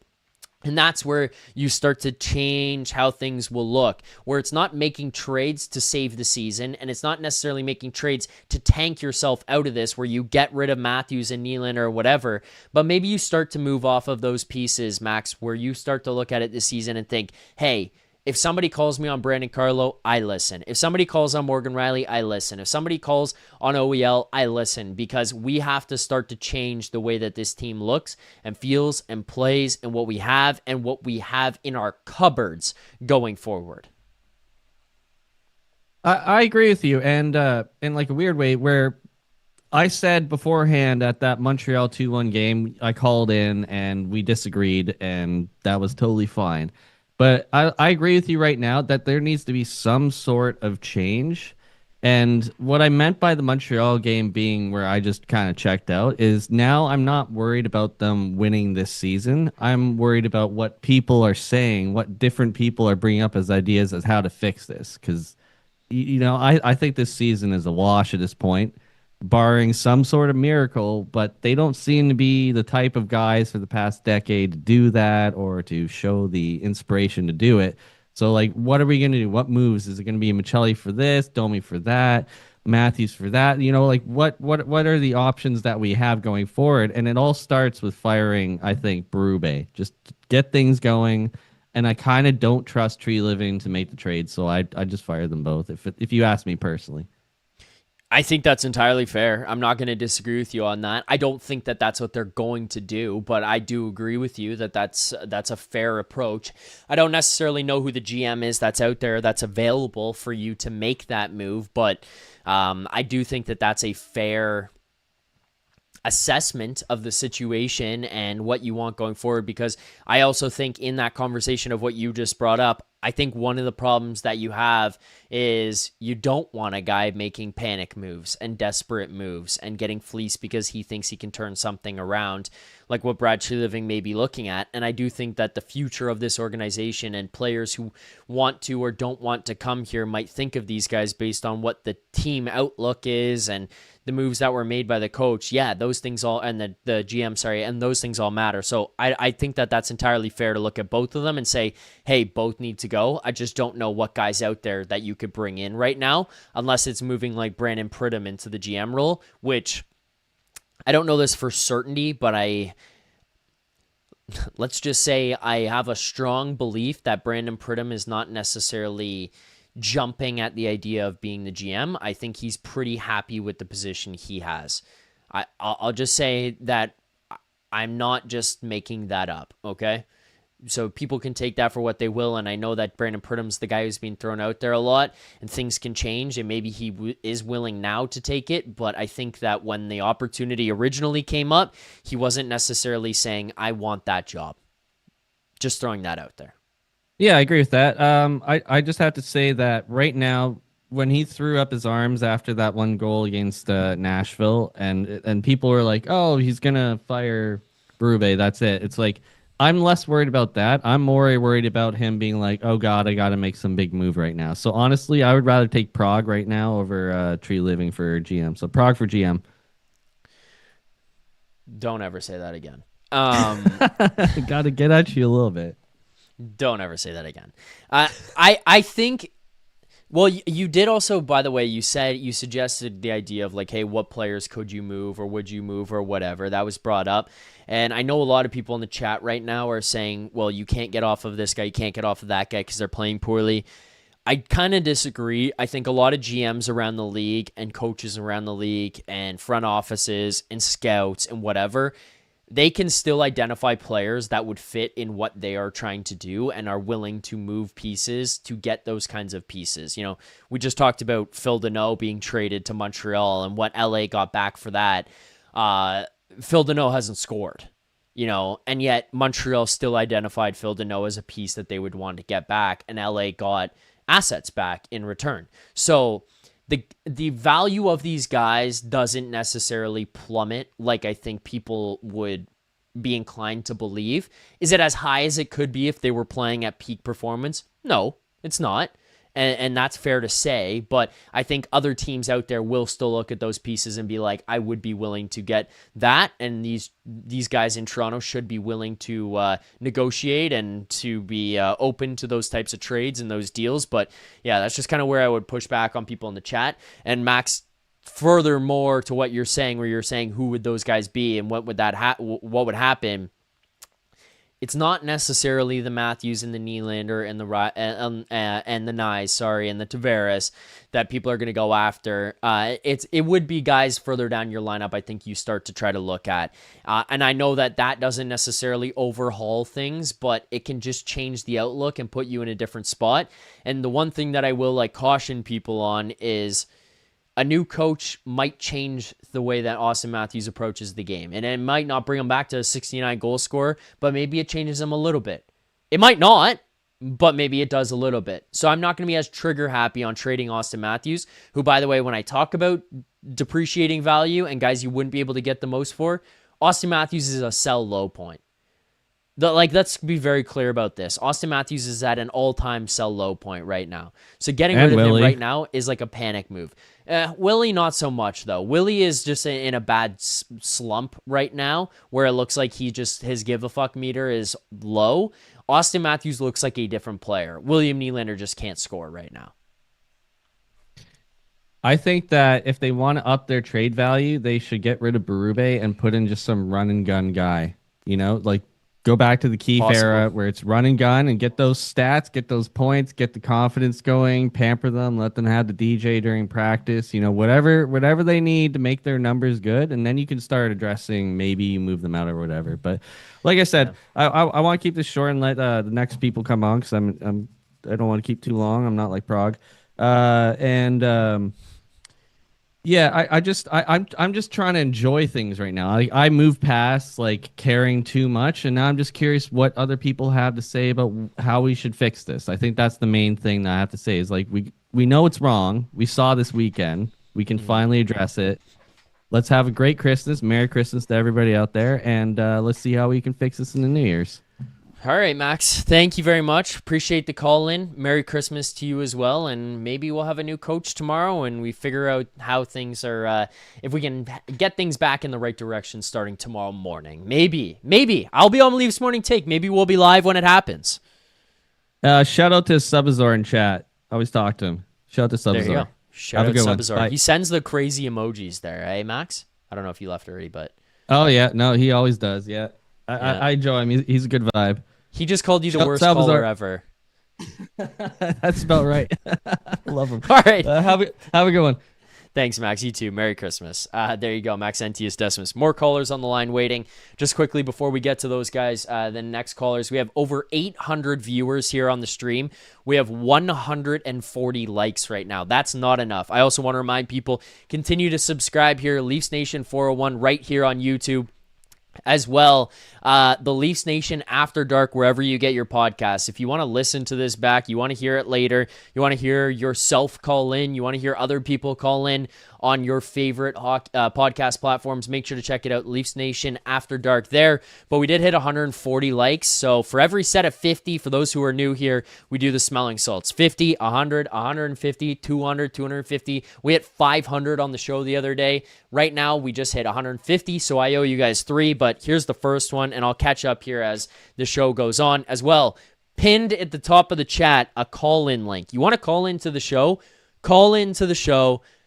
Let me know your thoughts. I got more callers on the line, but you want to let me know your thoughts like Mike did to open the show? You want me to let me know your thoughts like Max or our next few callers who are going to come in here? You call in, you let me know, and we'll break it down with all you guys. Here are the smelling salts for the legs. There you go. Oh. Mitch Mojo gone. When is Berube's coaching funeral? I believe it would be tomorrow. That is my guess. Okay, let's get to our next guy here. We had some troubles with him at the end of the show the other day, but I think it seems like we might be okay here this time. Let's welcome to the program, Veto the Dawn. Veto, do I got you there? Can you hear me tonight? We got you. We got All you, right. Veto. Okay. All right. Well, listen, before I got cut off the other night, you guys were talking about that Italian song. Somebody said something about an Italian song. That was When the Leafs Hit the Sky Like a Big Piece of Pie, It's Amore. Tree ding-a-ling-a-ling, ding-a-ling-a-ling. It's over. It's gone, man. It's over. Hey, listen.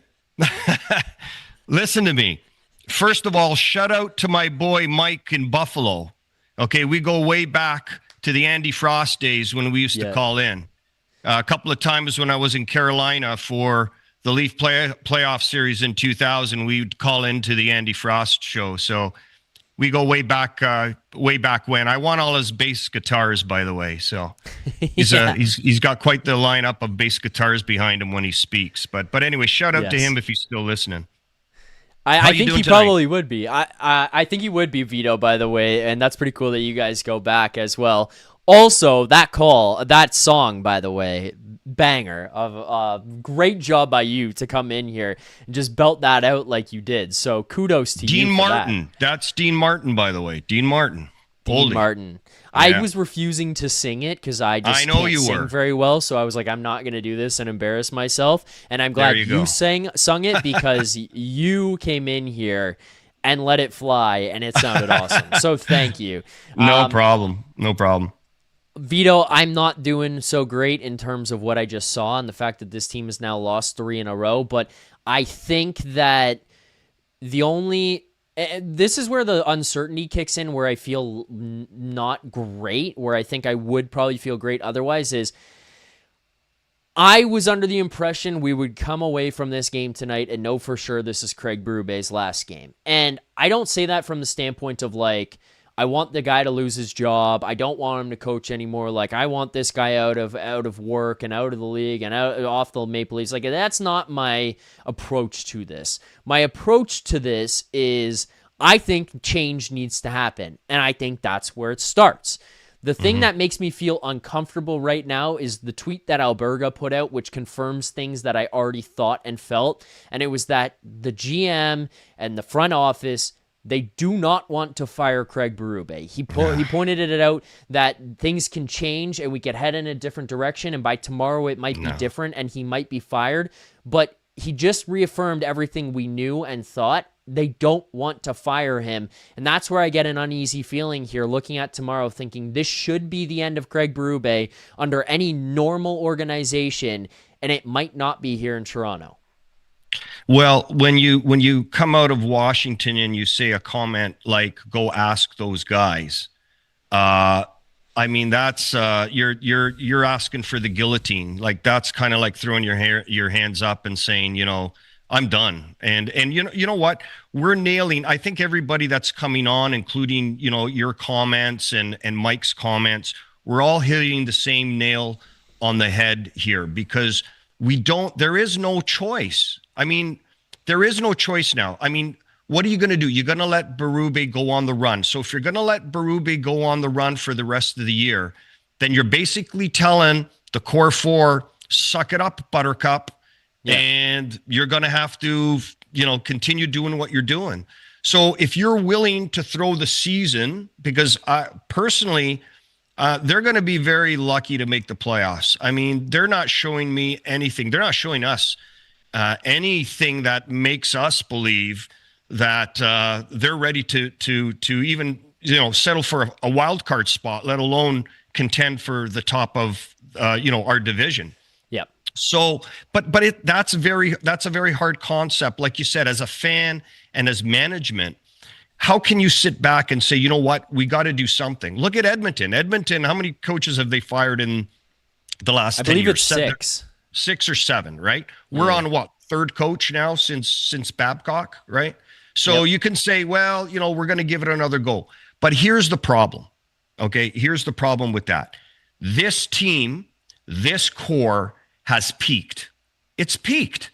It's like the stock market. You hit a certain point, and then it's got to fall. It's got to taper off. We're at that taper off stage now where things are starting to go on the downfall. You tell me, Stanley Cup championship teams, and let's talk about them, the LA Kings, the Chicago Blackhawks, the Boston Bruins, how many of those core players that won those Stanley Cups stuck around for 10 years?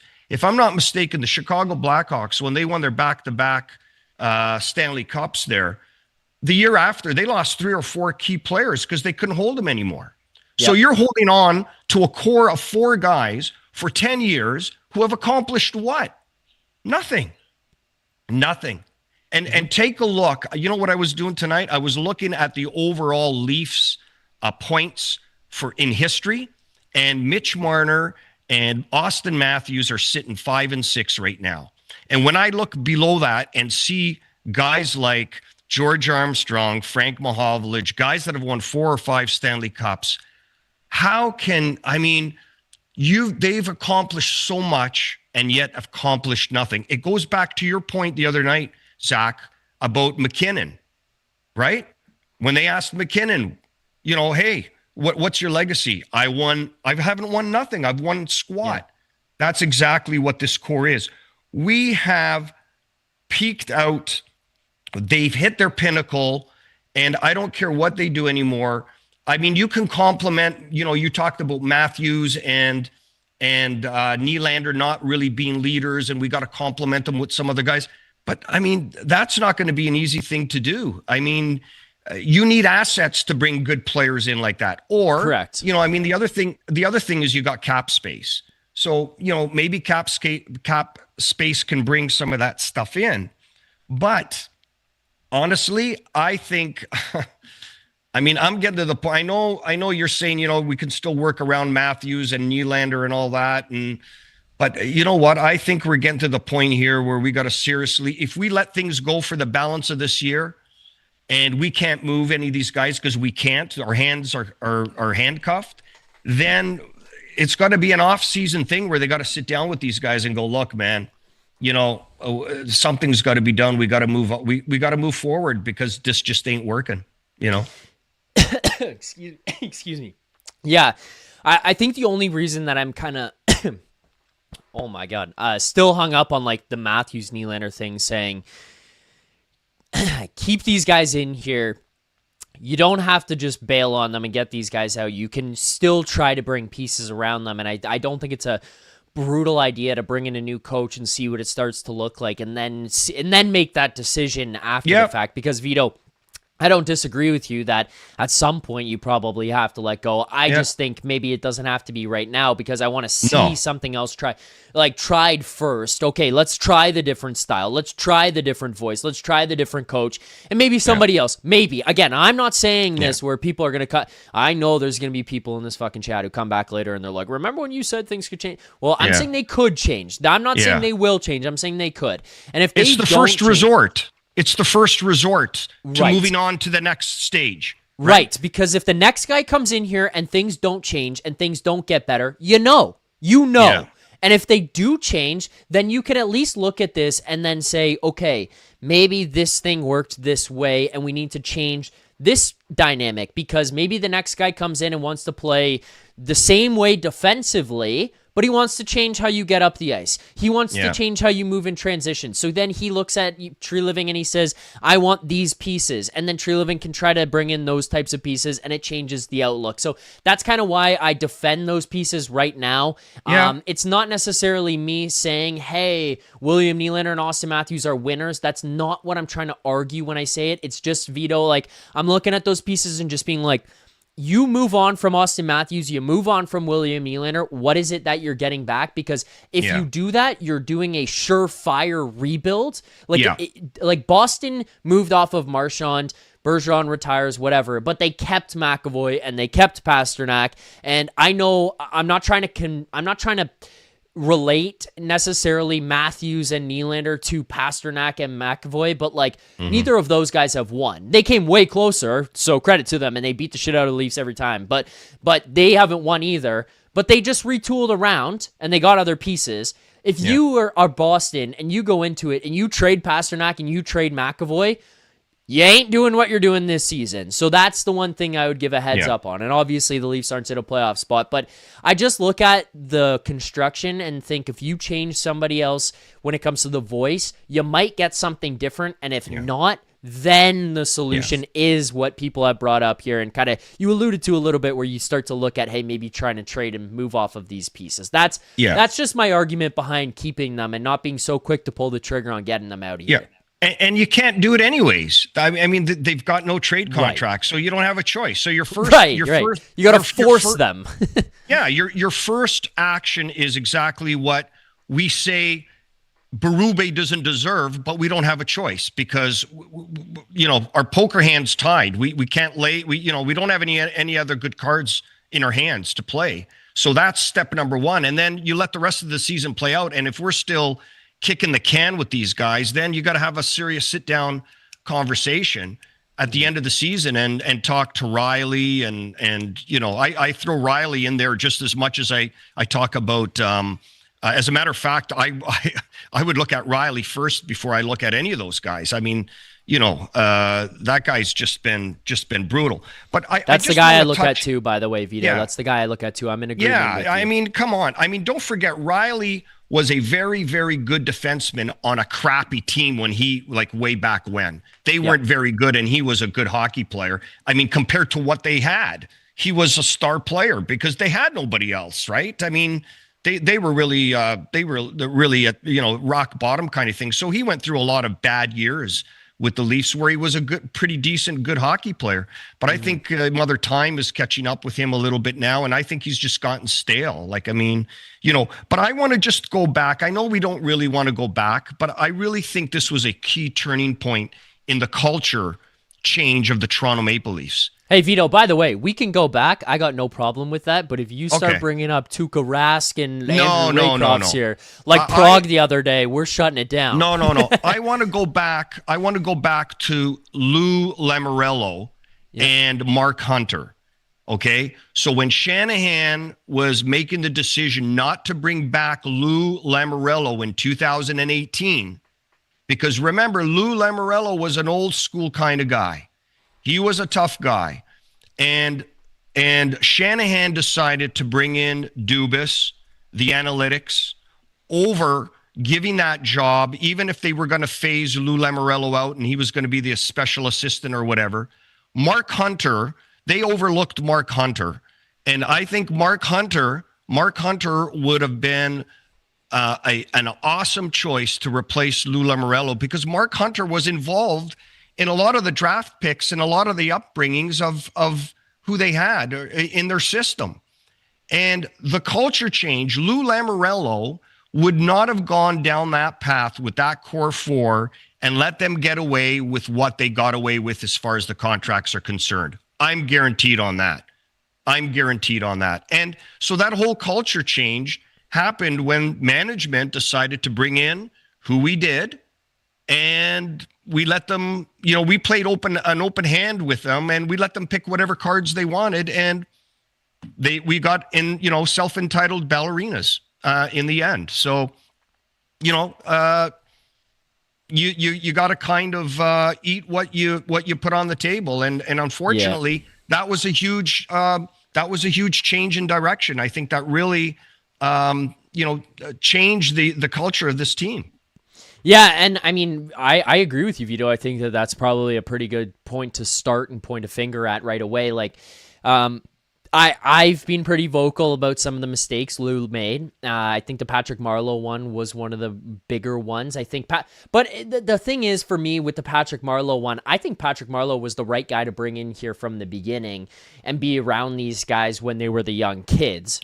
Exactly. The problem with the Marleau contract was that it was as heavy as it was, and I think there's an element of respect from Lou giving that deal to Marleau and having him come here to Toronto that leads to that. That's just my personal speculation. It's not knowing anything, and nobody would ever find out from Lou anyways. But there were mistakes, but I 1,000,000,000% agree with you. If Lou Lamoriello was the guy who was in charge of those contracts for Nylander and Marner and Matthews, they would not have played out the way that they did. And I think ultimately you might move off of Lou and he might not be the guy to get you over the finish line. He might not be the guy to make the trades after the fact, but establishing that from the beginning with those contracts. And again, it's revisionist history, but I agree with you. That's a turning point. It probably changes the mindset, the character, the identity of those players, where it doesn't feel like, and they don't get the satisfaction of being like, I get to do what I want, how I want, when I want, because that's what Kyle Dubas did. I think that Nylander deal from the beginning, and I love Nylander, and that deal ended up being a steal. So let's give credit to Dubas there because it did play out well in the long term. But I think that if that is Lou, he probably says to Willie, okay, don't play. Sit. You don't You don't want to sign the contract? I'm not going to cave to you at the last minute. Go play in Sweden. And I do feel like there's something that happens there where he goes, okay, fine, I'll take 4.5. And then he might come, he might sit out the year, whatever. But the point is, it establishes right then and there, you're not going to get to walk all over us. Marner threatens to go to Switzerland. Okay, go to Switzerland. Yeah, go. It would have set a precedent. That was the whole thing when Kyle caved in on that. It set a precedence for everything else. Okay. Yes. Now the one thing that I got to give credit is that everybody was saying, "Oh, there's no way we're going to be able to sign or keep all these 4 guys when it's all said and done." They did. And guess what? They got them, didn't they? Vito, you remember the line? We can and we will. Yeah. I know, man. And but here's the thing. And I think you've said this many, many times before. Great hockey players, but just too much of the same. Too much of the same kind of style, too much of the same kind of character. And here's the other thing, and I don't know if we touched on this a lot. But when you got 4 or 5 guys in the room like that, everybody that sits behind them kind of doesn't want to be the guy that steps on anything. Like a lot of these great championship teams, there's role players. I know what my role is. Everybody has a role. And to me, I always got the impression that these, the players outside of the core would always go, well, you know what? It's really not me. It's got to be one of those 4 or 5 guys. Instead of feeling like they're a part of that whole assembly. You know what I'm saying? Like, I think that's fair. Yep. Like if you're a 4th line guy and you got to kill penalties and you're going to go smack in there and you have confidence and the team has confidence in your role, then that's great. But to me, it seemed like they always talked about those 4 or 5 guys and everybody else was kind of like sitting on the outside looking in. And I think that has an impact on a hockey team. I mean, I not that I've played professional at that level, but I've played on a lot of hockey teams in my younger days. And if you don't feel like you're contributing or that you're expected to contribute, then you rely on those top 4 or 5 guys all the time. And if they don't do it, guess what? Nothing happens. Yeah, no, I 100%. And like, I think that it also opened it up where, and look, this is where what I think, Vito, that needed to happen was there needed to be a willingness to move off of one of the guys to change how things looked. Because, I'm just trying to tie this back to your point, where it's like they were all the same. and they suck up the oxygen. It's the core four, and they're the guys, and they're the ones who get the interviews and the questions, and the coach has asked about them, the GM's asked. It's everything. It's all core four. It's all core four, and I agree with you on that standpoint. And this is where I think a lot of people didn't understand what some arguments were, and I'm sure some people were arguing it the wrong way, but I was an advocate early on to move one of the pieces. You know, there were times where it would have been Nylander better, where it would have been Marner better, but I think that one of the biggest examples of that where it passed us by was that Montreal series. That was the point. I think we're coming out of that. We probably looked at it and said something needs to change DNA wise, but they stuck by the guys. There was a lack of willingness, or this idea that something was uncomfortable, so they shouldn't or couldn't do that thing that was uncomfortable, and they said, I don't want to do it. That's where you look at the Florida Panthers, and you have to give them full credit, because we talk a lot about what went wrong on the Calgary side of things, and that's fair, but the Florida Panthers looked at that room after they had lost in the playoffs, and they said, you know what? We have to move this guy who got 110 points, who was a Selke Trophy nominee, who was a Hart Trophy nominee, and Jonathan Huberdeau was one of their best players, and said, the way that this team is made up is not going to work. And they moved him and Mackenzie Weegar, and they got back Matthew Tkachuk. And everybody looked at it and said, the Calgary Flames are going to win that trade because of what they got back. Except that what the Florida Panthers did in that trade was give up a good, skilled player who put up a lot of points for a guy who had heart, who had character, and changed the identity of the Florida Panthers. And again, I just think looking at this team, you were never going to trade Mitch Marner or William Nylander for Mitch Marner or William Nylander. But the whole point of the entire thing was that you do not want to get back Mitch Marner or William Nylander. You needed the piece who was going to change the way things were feeling and looking. And to your point, Vito, where you talk about those guys being the same and everyone not wanting to step on the toes, Matthew Tkachuk is the guy who looks down the lineup and says, you are equal to me. You and I will do the same thing. I'm going to go kick that guy in the nuts, and you're going to kick him in the nuts with me. And everybody gets the team mindset, and everybody drags each other into the fight, because one day the fourth line guy might go in there and might elbow drop somebody through the fucking skull, and then the first line guy is going to look out there and be like, that was awesome. I'm going to do that too. And just these guys in Toronto don't have that, because the first line guys won't do it, and then the fourth line guys aren't going to look at them and be like, I will do that for you, because they know it doesn't get reciprocated. There is a culture change that needed to happen, has not happened, and I think you could potentially still find ways to chisel away at it, but I think you got to be careful about how you approach it. Yeah. And take a look, listen, I've said this before on your show. I've always been a huge fan of Auston Matthews. As a matter of fact, I have an authenticated game-worn jersey signed by Matthews the year he scored his 69 goals or whatever it is. Okay. And my wife keeps telling me, why don't you put it in a shadow box? I've got Boreas Salmings in a shadow box. And I said, because he hasn't won anything yet. And I've had that jersey for a couple of years, since he had it. And I said, I'm not doing anything until they actually do something, because I just don't. It's sitting in my drawer. But during this spell of, they lost 6 games or whatever it was, and then they went on a little bit of run. And like you said the other night, they lost again another 5 or 6 games. They're back to being last in the division. How many times have you heard anybody say, I got to be better? I've only heard we've got to be better. Okay, Matthews has got to be saying, listen, man, I gave up that play last night. It's on me. I got to be better, and I got to bring myself out, and I got to bring the team out to play better. I don't hear an I ever. It's we got to be better. We got to execute better. Take some ownership and some responsibility, and let the fans know that you care.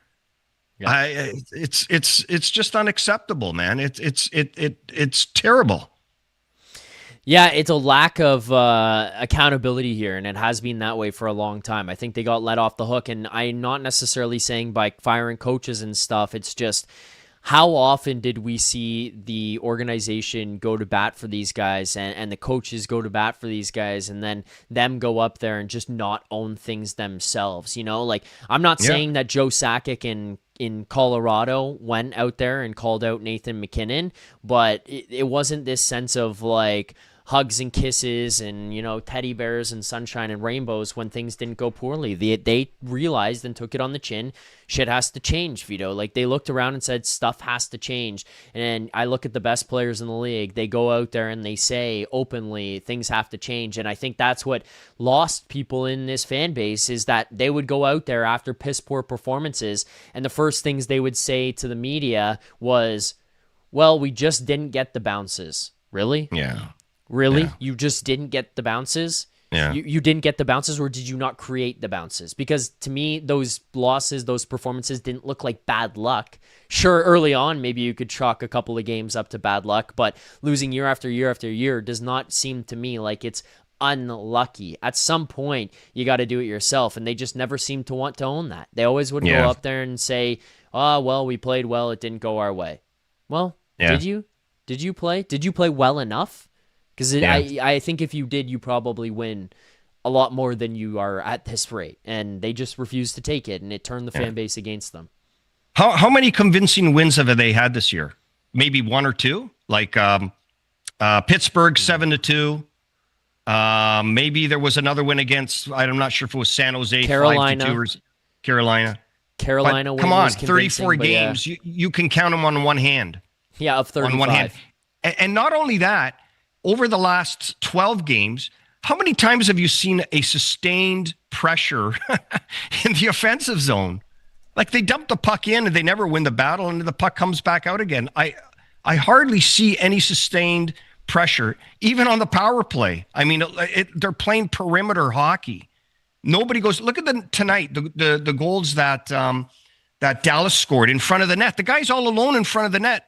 Right in front of Hildeby, and where are the defensemen on one of those goals? I mean, the poor guy is left all alone with no defenseman around, and the Dallas players sitting right in front of the net, tipping the puck in the net. I mean, it's Simone Benoit too. That's a guy that's got to be physical, blocking out Jamie Benn. Yeah, and he's just not. Give him all the time in the world for Jamie Benn to go cross body, mind you, Vito, to tip that puck in. Like that should not ever be happening. Ever. Yeah, absolutely. And just not interested. And the other one that I think you were bringing up was the Maverick, I believe it was Maverick Bourque goal that he scored where it was potentially offside that they reviewed. Not that one. That one was also bad too, because he's just left wide open in the slot. Yeah. And like, it obviously comes back off the board, but it's one where the guy is just all on his own, doing whatever he wants, picking up a rebound in front of your goaltender. Yeah. How do you get there? How does that happen? Well, what about Evangelista? Not only did he leave Rielly's jock on the ice, but his nuts were in the jock at the same time. Holy God, are you kidding me? I mean, unbelievable move, but what the fuck are you doing spinning around like that? Yeah. He's playing, that's what I call fishy sticks. He's fishing for the puck, man. Look at the guy's chest. Don't look at the frickin' puck. I mean... I hate to make it so trivial, but man, you got to be looking at the chest, not at the puck. That's the problem. You know? Yeah. It's basic shit sometimes here with these guys. But it's basic shit with the guys that you're paying $7.5 million worth. He's supposed to be your number one, or he's never really been a number one. Call him a number two, you know. But it's your, here we go again. It's your core guy. It's your core guy making that play. Yep. What is it? 7.5 million? Come on. I think 7.5. And you know what the problem with the problem with him is? How many, you're paying the guy $7.5 million, and they're always talking about finding the perfect partner for this guy. This guy's supposed to be the guy. What the hell? He should be able to play with anybody. At $7.5 million. He's supposed to be a number one, a number two guy. And for the last 7 years, we've been trying to find a guy to play with this guy? Come on. At some point, you are the problem. Yeah, the more partners exactly. you go through, the more that it doesn't work at some point. Common denominator. Denominator. Yes. Vito, do you got anything else for me here? I got some other people who want to call in. I'm not trying to cut you off. The only thing I want to end off with is you were hurting on the smelling salts tonight. So maybe I might send you a gallon of my uncle's wine. That'll probably work better than smelling salts. I will happily accept that, Vito. I will happily. Oh, I got a question for you. I don't know if you heard on the last show. By the way, were you listening on YouTube? Is that what was happening and the Zoom was muted or something? No, I don't know what that. Listen, first of all, just so that you know, I was a professional networking guy, and I'm also a studio musician. So I've worked in studios before. I don't know what happened. There you go. Suck it up, Buttercup.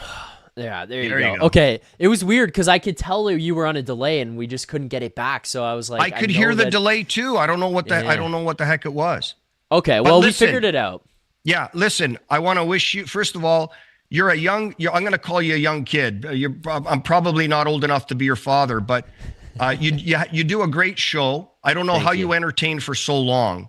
So I really tip my hat off to you. I think you do a phenomenal job. You're one of the best out there because I didn't really catch on to you for a while. But once I started listening, you got me hooked. So I'm here all the time. I want to wish you a Merry Christmas and a Happy New Year. And to all the listeners as well, you do a good show, and let's hope they can turn the ship around. Vito, I appreciate that, man. I appreciate the kind words. I talk about it all the time. I just come on here and I yell and scream about a team that I love, and it just so happens that people enjoy watching it. And luckily, along the way, I've been fortunate enough to have people like you who jump in here and get behind me and get in my corner, and the callers that we've had come on here before and continue to call in and stuff. So it's been a lot of fun, and I appreciate everybody, and I appreciate you. Merry Christmas, Happy New Year to you as well. You have become a fan favorite as well as a favorite of mine calling in here, so I can't wait to have you call in more throughout the rest of the season and hopefully as this turns positively. But happy holidays, Merry Christmas to you, and look forward to having you back on soon, Vito. Okay, awesome. And again, you run a really professional looking show there, so keep it up, man. It really looks 100% professional. Okay, so good luck. Merry Christmas to everybody. Happy holidays, and until the Leafs win again. 70, we'll catch you soon. Who knows when that'll be? Thanks, Vito. Appreciate it. Ciao. There you go. Veto the Dawn popping on here on the postgame show. Giving his thoughts on tonight's game and the season in general, taking a trip down memory lane, talking about everything that's gone on here with the Toronto Maple Leafs over the last little while. We're in an endless loop where this won't go away. There we go. Got it off. Okay. I got some more stuff to do here. We got more super chats. I got more callers, so I'm going to keep going down the line here with everybody else who wants to call in. I want to hear from everybody else in Leafs Nation and get their thoughts. We got more super chats, more likes. I want more subscribers here. I want to get to 25,000 subscribers here on this channel. 20K was the goal by Christmas. We blazed past that. The next goal here. Let's get it by the Olympic break. 25K here on Leafs Nation 401 YouTube channel. Like, subscribe, do all that good stuff. The Leafs Nation After Dark, wherever you get your podcasts as well. And tomorrow morning, Leafs Morning Take, myself, Nick Alberga, will be joined by Dave Bagnotta at 11 a.m. Eastern time to break things down. Still about 800 people watching here on the postgame show tonight. So keep subscribing, keep liking. 189 likes. Here's the third set of smelling salts. There you go. All right. Next super chat, let's just get to this quickly here. And a reminder, proceeds from our super chats do go to Sick Kids Charity. Continue to get those super chats in. I will read and answer all of them that come in throughout the course of the show. Maxentius Decimus with a 3-banger. He sends 3 in a row here right now, starting with the first one. Ted Lasso for head coach. Heartfelt show. I do enjoy Ted Lasso. I did enjoy that show very much. Maxentius says, Matthews for Kadri, 1 for 1. Yeah, that ain't happening, but fair enough. I do miss Nazem Kadri each and every day. Maxentius Decimus, that's the thing. They don't care. I think that came earlier, but yeah, it does seem like there's a lack of care here right now. 6 1/3. There's nobody more jaded in the world in this chat than 6 1/3. Then keep rooting against the Leafs, Zach. All the haters will join, and you can get your clicks and likes, says 6 1/3 as he continues to show up every day. Let's get to the next caller here we got on the line. He called in for the first time the other day, told us an unreal Harold Ballard story. Let's welcome in Jamie Richardson. Jamie, How you doing here tonight after this Maple Leafs loss? Well, I was kind of expecting it, but there's a lot of talk about fire the coach, and I kind of agree. But in order for that to happen with how the business is done, they Treliving would have to bring it to Pelly, who would have to call a board meeting, and the MLSE board would have to approve any head coach firing and hiring. So it may not be fast. I looked think, up online that. Yes, yeah. Well, but I think the only thing, Jamie, to just not to like poo-poo what you're saying, because I do agree to an extent. I think two pieces. One, at this point, there's probably been a contingency plan put in place. Yeah. I would hope at minimum where Keith Pelly and Treliving have had the conversation. You know, the attendance in the arena is down. Fans are turning on the team. It's in a bad spot. You're losing games. They told us the goal is the Stanley Cup. You're moving further away. There's probably been some objective set where it's like, hey, pull trigger when. And I would hope that this is kind of the point where you're reaching, where it's, hey, it's time to pull the trigger.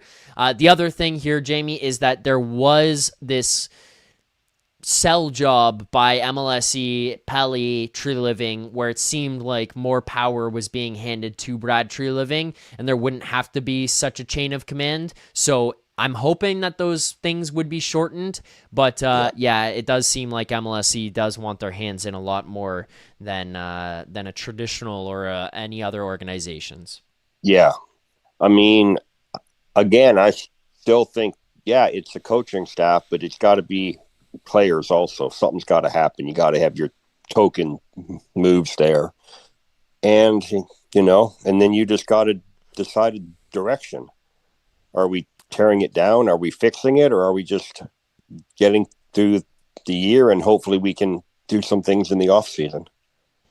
I think that it's fair to approach it with a retool myself. That's kind of why I've looked at that's kind of why I look at a guy like Nylander and guys like Matthews and say, hey, maybe you don't need to just blow it up and get these guys out of here. I don't think if you're the Maple Leafs, you're as close to, I think you're closer to the Boston Bruins last year than you are the Vancouver Canucks this year. And that's to say, like, Vic Quinn Hughes is coming saying, I'm not going to sign, I'm out of here.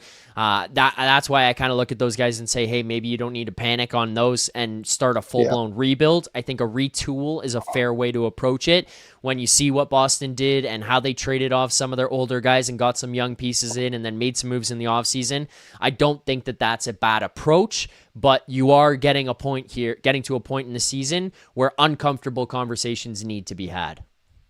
Yeah, I mean, I think they had 28 losses last season, and they're already at 15 so far this season. So for them to even get in the playoffs, I think it's going to be a battle, a real tough battle. They'd have to win like 4 out of every 5 games or something like that. Yeah, they got to win a lot. I don't know what the exact number is. I think at this point, you played game 35 tonight. You got 47 games remaining. I think with 49, the number was approximately like 30 of your remaining 49. I imagine with 2 more losses here, where you have now 47 remaining, you're going to need to win a lot more. Yeah. But yeah, I think the fact that they're not selling out as much and the merchandising isn't selling as much, I think that's what's going to make the board say, wait a minute. You know, that's going to make them want to do something. Yeah. I imagine something's got to change here. What direction would you go, Jamie? What direction would you go with this team? I would go with the coaching staff now. I would try and get a couple people benched or that, and I would want to find out what I have in the minors, just a little bit of that. Find out if I have some guys. I mean, I don't know a lot of the guys, but I've heard people say names. Yeah. Villanova was one of them. They've had a couple people pull up. Find out what you got. Yeah. I think that's fair. That's why I kind of look at like Thrun and why he doesn't play tonight. That doesn't make sense to me. I'm not saying that kid's the future, but Henry Thrun is a guy that you got thrown into a deal with with your Ryan Reeves trade, and it's like shocking that he got anybody back in general. And a lot of people looked at Thrun and the addition of him and was like, okay, this is a kid who can play in the NHL, and yet there's a general refusal to bring him up. He's 24 years old. He's a 2001. He played at Harvard. He was the captain of Harvard.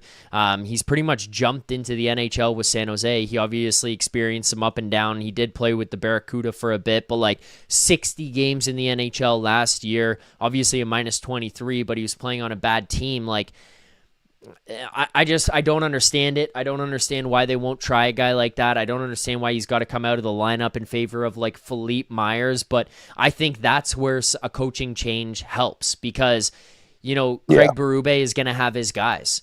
Max Domi is his guy. I think that's one of the players that you look at who gets opportunities more than maybe he should, and gets promoted higher up in the lineup than he should. Philippe Myers, that's one of his guys. He's familiar with him from Philly. He's going to give him chances. So you look at those kinds of pieces and you think to yourself, how much of this is Craig Berube giving guys opportunities that they shouldn't get? You separate the coach from the team, you bring in a new guy, he might not have his guys the same way that Berube will, and might give some new pieces, some new opportunities, and maybe you get some fresh energy, some fresh blood, and just a different outlook on this team in general. Like, that's the way I head with this thing. Yeah, and just the thing about Domi, I'm not going to get on to him like a lot of other people, but if he's supposed to be a top six forward, you put him in the top six, you give him a chance, like, and if he can't do it, then you move on. Yeah. You don't try to hide him on the third line or something. You can't. You've got to, you know, if you said I'm going to pay him enough to put him on my top pick, then you put him there. If he can't do it, it's got to go. I mean, you've got to. Yeah, because it sends a bad message to everybody else. Well, I don't mind him in the bottom. I just don't like the idea of press box or first line. Why? Why press box or first line? Like, I don't think Max Domi is a bad piece to have in your lineup. I think he's a guy who loves being a Toronto Maple Leaf. He loves playing here. He brings a lot of passion, a lot of energy. Like, I'm not going to discount any of that. And I think if the team was going in a positive direction, people wouldn't be so quick to pick on Max Domi. But I think Craig Berube puts him in bad spots. I think Craig Berube, you know, deploys him incorrectly, gives him too much opportunity, gives him too much leeway. I think that the whole, like, scratching thing, putting him in the press box and then bringing him back into the first line and putting him on the first power play is a complete and utter joke. Like, I just don't understand that at all. But again, I don't think Max Domi's like a player that you cannot under any circumstances have here, but why can't Max Domi be a guy who plays on your fourth line? You know, I don't love the contract. I don't love how much money he makes, but he could play on my fourth line. I don't think that that's an issue. It's just, hey, go sit in the press box, and now you're Auston Matthews' right winger. What? Really? How? Why? Where does that come from? Like, that's the stuff that just is confusing beyond belief, Jamie. Yeah, there is no direction. There's no rhyme or reason to it. Any of it. I mean, Cowan in and then he's out. I mean, I understand, you know, maybe they thought playing Dallas, they didn't want him to get beaten up or whatever, or see that, but they can't protect him forever. He's got to learn from this. And I thought he was doing better than a lot of guys. Yep. What else you got here for me, Jamie? I got another caller on the line. I'm not trying to rush you off, but I do want to make sure you get to those. It's 12 o'clock Eastern time on a Sunday. So yeah, I just think that I think they might make a move on the coaching this week if they can find somebody that will take it. I mean, I don't know. It's going to be tough, you know. I think they'll find a couple people. Yeah. It's going to be tough. I'm interested to see what happens tomorrow. I think that this has to be the last day of Craig Berube and co. I think you start there, and then you work off of that and see what you've got going into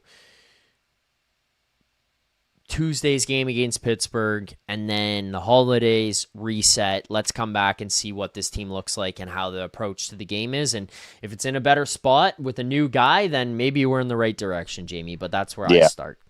All right. All right, Jamie. Thanks for calling in here tonight. I appreciate you. Look forward to hearing from you again in the future, and happy holidays. You too. All right, there you go. Jamie Richardson on the post game.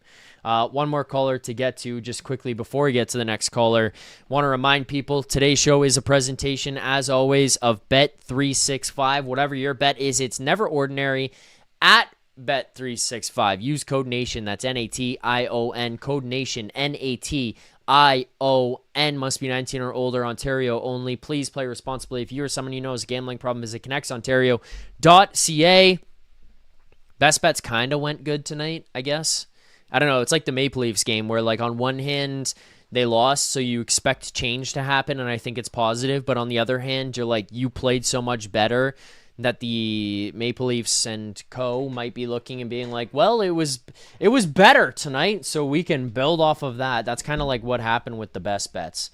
It's kind of good and kind of bad. We lost the Jake McCabe over 2.5 block shots. He finishes this one as of right now. Official stats listed at 2. We needed 2.5.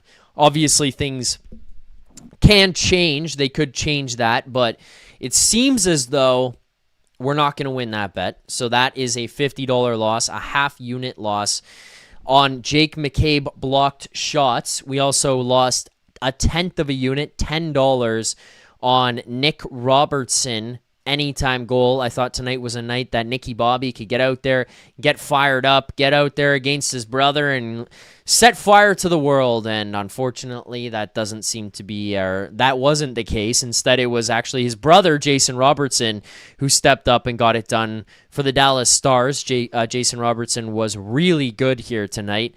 So kudos to Jason Robertson, but that is not good for Nick Robertson, who does not get us over the finish line. I'm just double checking. Yeah, Jake McCabe listed at 2 block shots still across even the NHL website. So looks like we lose that one. The win for tonight, Dallas Stars puck line -1.5. Plus 120. Half unit on that one profited us $60 here tonight. So we lost 60 total between $50 on McCabe, $10 on Robertson. We won 60 on the Dallas Stars puck line. So that means we go even on the night. Even on the night for us. Okay. More stuff to get to here on the post game. We have Uber Eats Crave the Stats coming up in a little bit. But before we can get to that, we do have one more caller here on the line tonight, and that would be the next one, Kareem. Kareem, do we got you there? Welcome to the program. Yeah, can you hear me? Yep, I got you, Kareem. All right, perfect. First off, you're an animal for staying up this late. I've passed out a couple times since the stream started, so mad respect to you. Well, respect to you for hanging in there and waiting. I appreciate that. I just talk, dude. I just talk. No, but I appreciate the perspective, and I kind of wanted to offer one of my own. We're in a tough spot here, and I know you and a lot of the callers have alluded to it.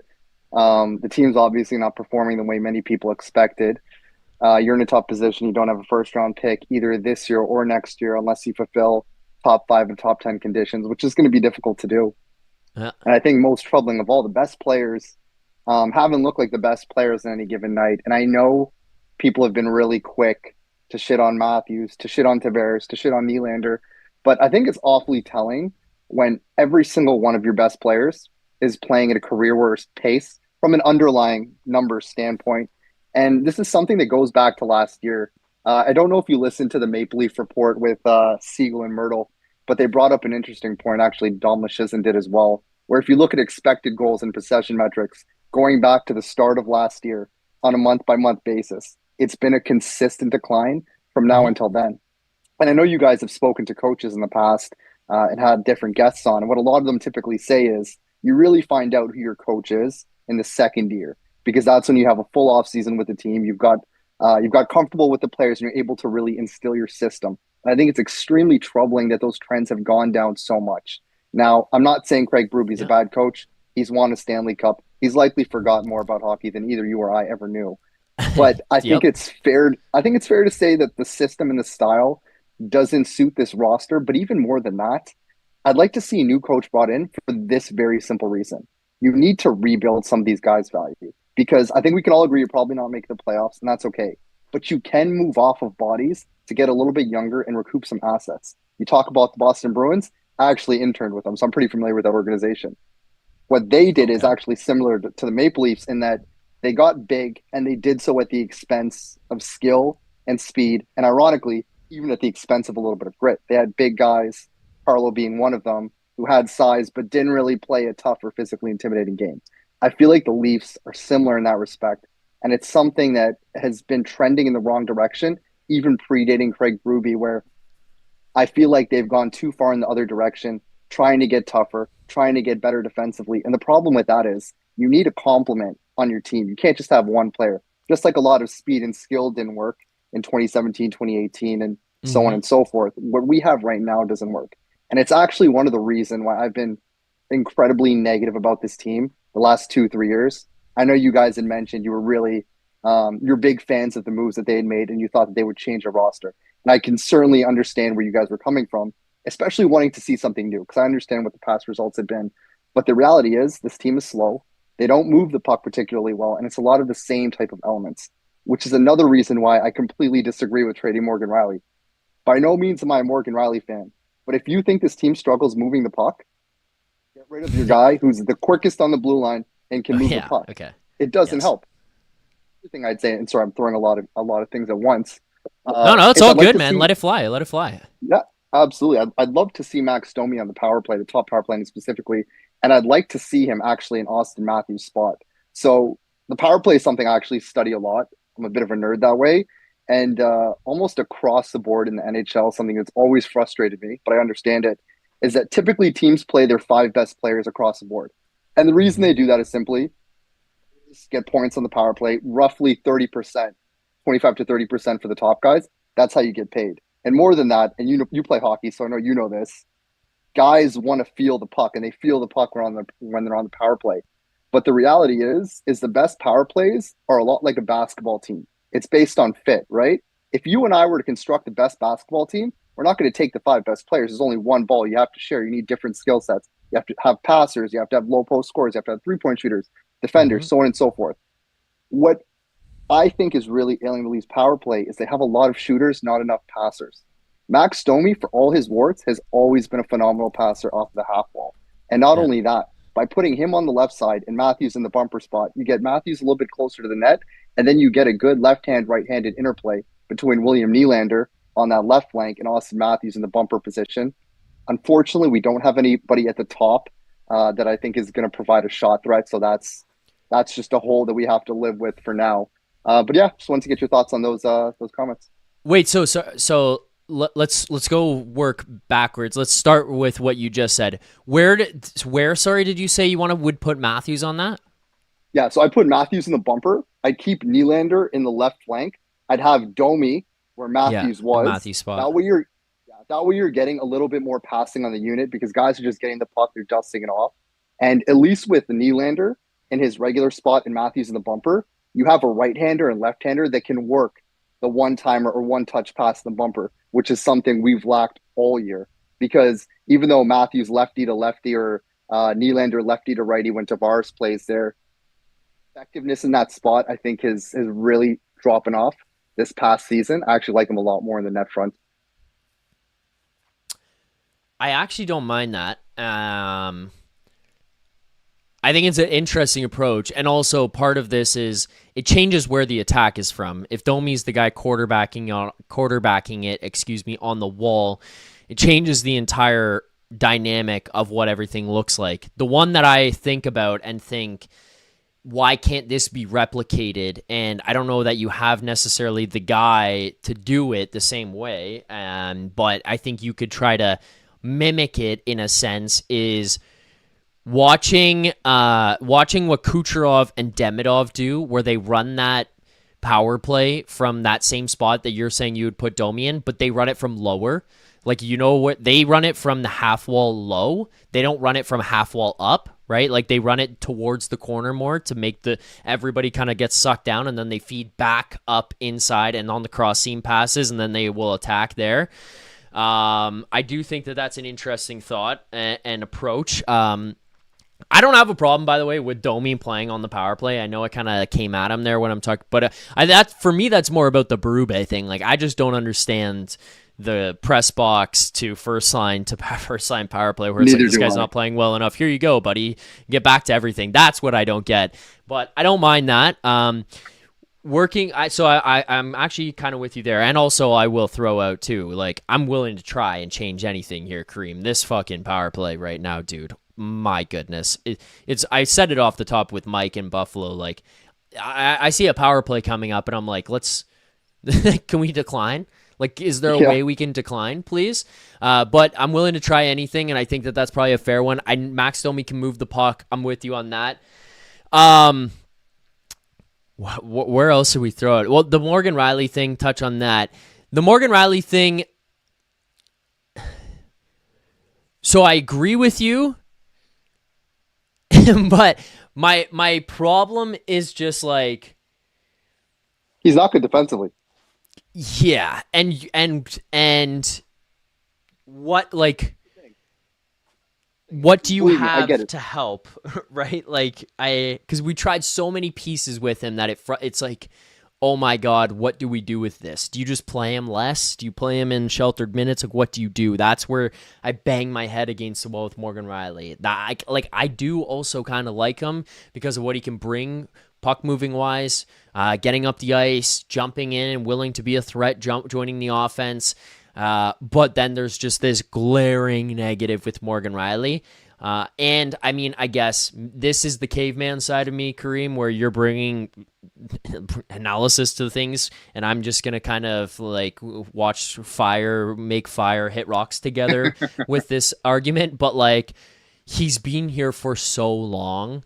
And I'm not saying that he can't win with the team, but I'm just watching, again, going back to like the culture character conversation, which people are probably losing their minds about. But I go back to that. He's a guy who's been here from the beginning. I almost feel like you can move things out and like open things up to start again. And I think he's a piece that, I'm not saying he's a bad character guy at all. That's not what I'm trying to say. It's just like a fresh slate. Like it cleans things up, you know? That's what I think a little bit with it.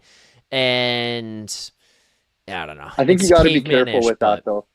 I think you got to be careful though, because I completely understand the fresh slate thing, but at the end of the day, the objective is to win games and get better. And unless you have a replacement that can do what he does, I'm not entirely certain you do that. I also think he's at a pretty low point in his value. And frankly, we're playing a system that's not really conducive to his gameplay, right? He's somebody that's good with the puck. We never have the puck, which is another reason why I'd really, and I know the name's been brought up by you and others, is Peter DeBoer, because for no other reason that I think number one, we need to find out, like with Matthews, is this a coaching thing or is this just who he is? Because if this is who he is, that is going to have significant ramifications on how I think any rational person would build out this roster moving forward. But I also think it's important from a standpoint of what you can get at the deadline. Like, the thing that really concerns me about this team is if it's not a playoff team and it's a team that, let's say, is in the bottom 15 or the bottom 10 from closer to the trade deadline, other than Oliver Ekman-Larsson, who's paying for anybody on this roster? Yeah, I mean, I brought up earlier that I think that there are good scouts and GMs and analytics teams who can recognize what a player would be able to do in their system that would take pieces, but doesn't mean they pay for them though. I talk to scouts all the time. I'm telling you, a lot of the players. I'm not disagreeing with you. I'm just saying, like, I don't think you have to like get rid of these guys for free or nobody will touch them. I think people will touch them, but I do agree with you. Like, value is not there necessarily. Like, people will. This is where like one of the, like, Prague calls in and we had an argument about it because he's like, you need to play Max Domi on the first line so that people will trade for him. Like, people know who Max Domi is. Like, that's where my disagreement comes, where everybody knows. But people will still trade for pieces. It's just what they are willing to pay. That's where I agree with you. What they're looking at, like, you're not going to get that kind of return, like you're not bringing back. But I personally do think Scott Laughton would be a piece that somebody would trade for. Now, again, you and I can have the conversation, what does he bring back? And maybe it's not a lot, and it's not what you traded for him, but I think he brings back pieces. OEL, I'm with you on that one. The Nick Robertson one is weird to me because the more I watch him this year, the better I think he is. And like, I'm kind of like, there's something there with the guy. I don't think I want to move off of him, but I feel like maybe somebody would take a shot on a guy like that. But do you want to move off of those pieces? But yeah, I'm with you. There's not much to move off of right now. I think Lawton could be like potentially get you what you traded for last year. I don't understand why he's playing on the fourth line. I'm not even a Scott Laughton fan. I hated the trade last year, and I said this at the time, so this wasn't a retrospective take. But he's a heart and soul player. He's the one guy I think throughout this stretch that nobody can really argue has played a crucial role. Hasn't looked like he's quit on the team. Not that I'm saying that everybody's quit on the team, but like him especially, like he's really been noticeable, I think, in most games. Why would you trade a first rounder for him? And almost immediately he's on the fourth line. It's always felt like there's been a disconnect with Berube and Treliving on that front, because I can't imagine Treliving gave up a first thinking that this was going to be the fourth line center of the team. I agree with you on that. There does seem to be some disconnect, which is weird because of how much they presented publicly that they were in lockstep and they were making these decisions together. It is weird. I am a Laughton fan. That's been made clear here on the show. But the trade itself, I was not in love with, and I didn't understand the deployment of him when he got here. I thought that was confusing as well. What other points did you have there, Kareem? Sorry, there was a bunch that it's my fault. I was kind of said a lot of things at once. Well, my main thing is I think the main change they need to make, and I want to preface this by saying I never want anybody to lose their job. And everybody that I talk about in the league, I have a full understanding that they're all very, very intelligent people who earn their role. So I don't want to make it sound like I'm shitting on anybody, because I have the utmost respect for Treliving and all those guys. But since he's come in, I just think there's been a disconnect between his vision, what the team actually needed. He's the one that installed Craig Berube. He's the one that's added pieces to this roster that have kind of made the roster worse, less skilled, taken away speed, and duplicated things I think we already had. And for that reason, he's the guy I really want to see kind of a change made there. And to be honest, like getting rid of Craig Berube, like as long as the same decision maker is there at the top, I don't really know what impact that's going to have on the medium term. And I say the medium term because I just don't see any of these guys surviving long term. Yeah. I'm with you there, Kareem. I mean, I think you start. I think you start this thing by bringing in a new coach, fresh perspective, fresh eyes, and figuring out this, like what you said when you first called in, like figuring out what the real issue is, and kind of even as we continued on with the Matthews conversation, what the real issue is. I think identifying that right away is a pretty good start to things. I'll ask you this, actually. Do you think that there's any hesitancy? Are you worried at all that the Toronto Maple Leafs, and I know you just prefaced that by saying you don't think anybody should lose their job, or like you don't advocate for anybody to lose their job, and I'm with you on that. So to be clear about that when I'm asking you this, but do you think that the Maple Leafs, or are you worried that the Maple Leafs are going to have hesitancy to pull this trigger because of the attachment that Brad Treliving seems to have to Craig Berube? So I do think eventually, within the next week to 2 weeks, Berube is going to be gone, and it's not going to be. They're just going to be put in a situation where I don't think they have a choice. My fear, though, within the next year to 2 years, is it's going to be the same decision maker. And even though I don't think Treliving would do anything to deliberately hurt this team, like giving up future assets, for example, to save his job, I don't think he'd do that. But he is biased because he is the one that constructed this roster. And that scares me because obviously if he constructed it, he believes in it. And I'm worried that he's going to double down.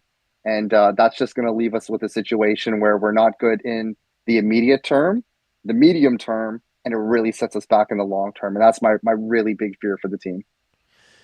Okay. Follow-up question on this. Do you think that the guys here on this team, do you think anything is salvageable with a coach? And I'm not talking about like getting this group to a point where you have players that you can trade for assets. I'm talking big picture. If you were to take this to Leafs fans who are trying to figure out, does a new coach save this? What would you tell those people? If you bring in a new guy to oversee the operation, change the systems, change the style of play, is there enough talent? Is the roster closely enough resembling a playoff team for you to look at them and say, yeah, a new voice, a new head coach can change the direction of this group?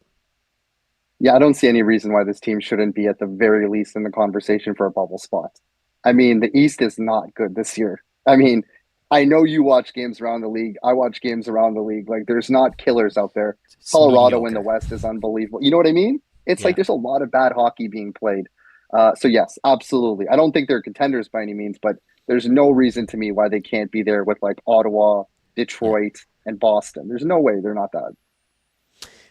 I'm with you there on that. That's the one thing that I continue to battle with mentally, where I'm like, I do still, and I may be proved to be an idiot if a new coach comes in here and that's the case. We can talk about that. It is what it is, and I'll own up to it. But I just still believe they've got the pieces where, like, you have Matthews, you have Nylander, you have Nyes, Cowan's around here. As you said, Morgan Rielly, if they don't move off of him, like, he still can be an impactful piece. Ekman Larson, Tanev come back from injury, Carlo come back. Like, the goaltending has figured itself out here. I think if you keep those things, you can find yourselves into it. But it's interesting. Like, I do think that that's the one thing I've been kind of advocating for, was like, I think the idea of changing the coach rips the Band-Aid off and exposes what's underneath.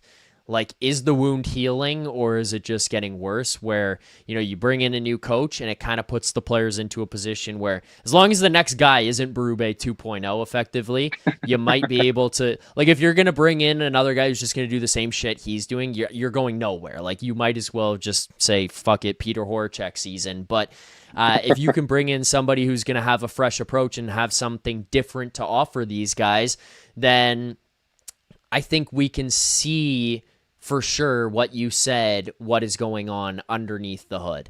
Is it poorly constructed and too far gone, or is this something that can turn around? So, I am with you on that standpoint. I don't know. Is there anything else you got here, Kareem? Any other thoughts on the team?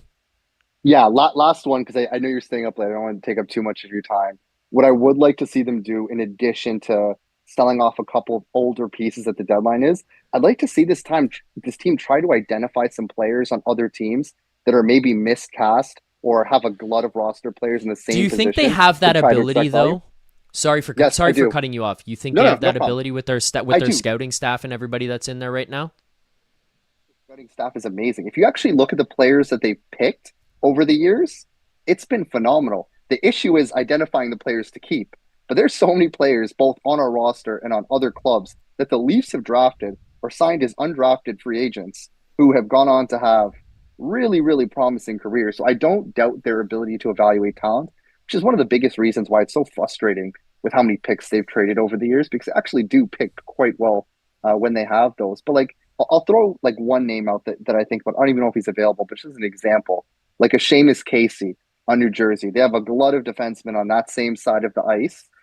They could use a guy like Scott Lawn as far as adding depth. They were one of the teams rumored to be interested in him. And the Leafs have a significant need for a defenseman who has speed, skill, and can move the puck. And I just think if they could find a way to, and it doesn't have to be him specifically, but if they could find a way to identify somebody like that, who is maybe on the outs with a team, who has a glut at that position, I think that's something they have to look into. Even if it means looking at somebody who maybe has less desirable qualities for whatever reasons, like a Trevor Zegras, super talented player, but obviously there were questions about him, so he went a little bit cheaper. Yegor Chinnikov on Columbus. I think we have to take a few risks on players like that. I 100% agree with you. I'll just be honest. I think that I have a harder time identifying who the guy would be necessarily out there and that you would be able to get or you could get on the cheap that would be the fit. But I think that that's a very fair point. Like Seamus Casey's not a guy that I personally identified, but I think that that's a very valid point that you bring up. And I mean, it's a player I know. It's just not a guy I would have ever thought about. And it's one thing I have always looked at with these guys and with the Maple Leafs and wondered why they haven't been able to do so, because, you know, and again, it's use them as the example, and obviously you don't want to replicate it exactly, but you should be able to at least look at it as like a North Star, or like a guide of maybe how things can go. The Florida Panthers just continue to find guys that are pieces that are cast away elsewhere or picked up. Like Gustav Forsling is still the most astonishing thing of all time in my brain. Like the guy was on waivers and now he's a legit. Like I was gonna throw him like a top 10. I don't know if he's necessarily top 10. He's one of the best defensemen in the NHL when it comes to actually playing the game on the defensive side and puck movement and just everything he brings. And like, there's the Florida Panthers identifying that player, bringing those kinds of guys in. And it feels like the Leafs have always struggled with that. There's been a lot of swing and misses with some of the guys. And it's just like, it feels like there just needs to be the one or two. That's why I was kind of like excited about the Dakota Joshua one personally, because I liked what he brought to Vancouver a couple of years ago. And I thought that was a kind of guy who maybe had a down year. You were getting an opportunity to maybe take advantage of Vancouver. Now, mind you, I think he's been good so far this month. I was trying to think about how far back it's gone. Probably like this month. I think he started rough, but like still not anywhere where we need it to be. Those are the kinds of players I want them to go out and find. I still kind of like Joshua. I know I'm maybe I'm on an island on this one, but if you actually I like him. I like him. Like if you go back and watch tape, which again, I'm a nerd, so this is something I do all the time. People wonder, like, during the early parts of the season, why it was that he was never benched when he wasn't doing anything offensively.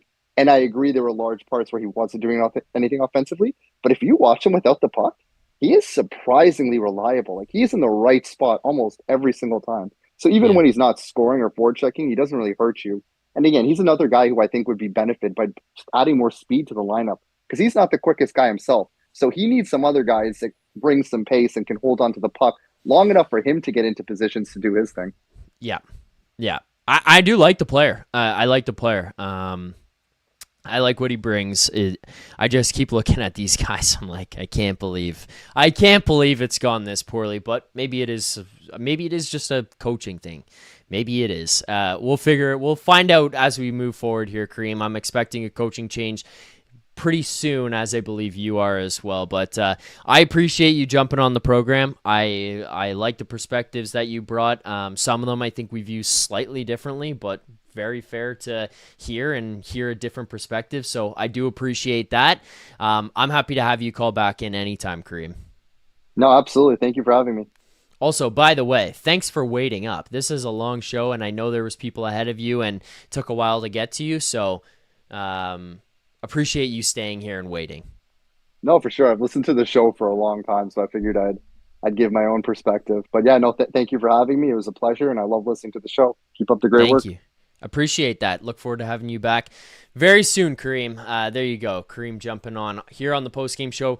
Leaf Station After Dark. Make sure to hit that like button. Subscribe here. Leaf Station 401 right here on YouTube. Approaching, closing out 3 hours on the show right now. 217 likes. You got to do one more smelling salts here. We have over 600 viewers. Keep liking. Keep subscribing. There's the smelling salts for 200. Let's get to our next segment here. Uber Eats is a presentation. Crave the Stats, is a presentation of Uber Eats. our friends at Uber Eats continue to join us here on the program. Uber Eats is enabling fans to maximize their fandom all season long with exclusive game day deals on the app, from game day eats to paper plates and napkins if you're hosting, to all the ingredients you need to make your favorite game day dip. Every time the Leafs are playing at home, you can get these exclusive deals in Toronto only on Uber Eats. Firehouse Subs, the BOGO Brisket Hat Trick, Kibo Sushi, the BOGO California Roll, Shelby Shawarma, the BOGO Traditional Wrap, BOGO, of course, buy one, get one before, during, and after the game. Uber Eats is assisting every fan's hockey experience all season long.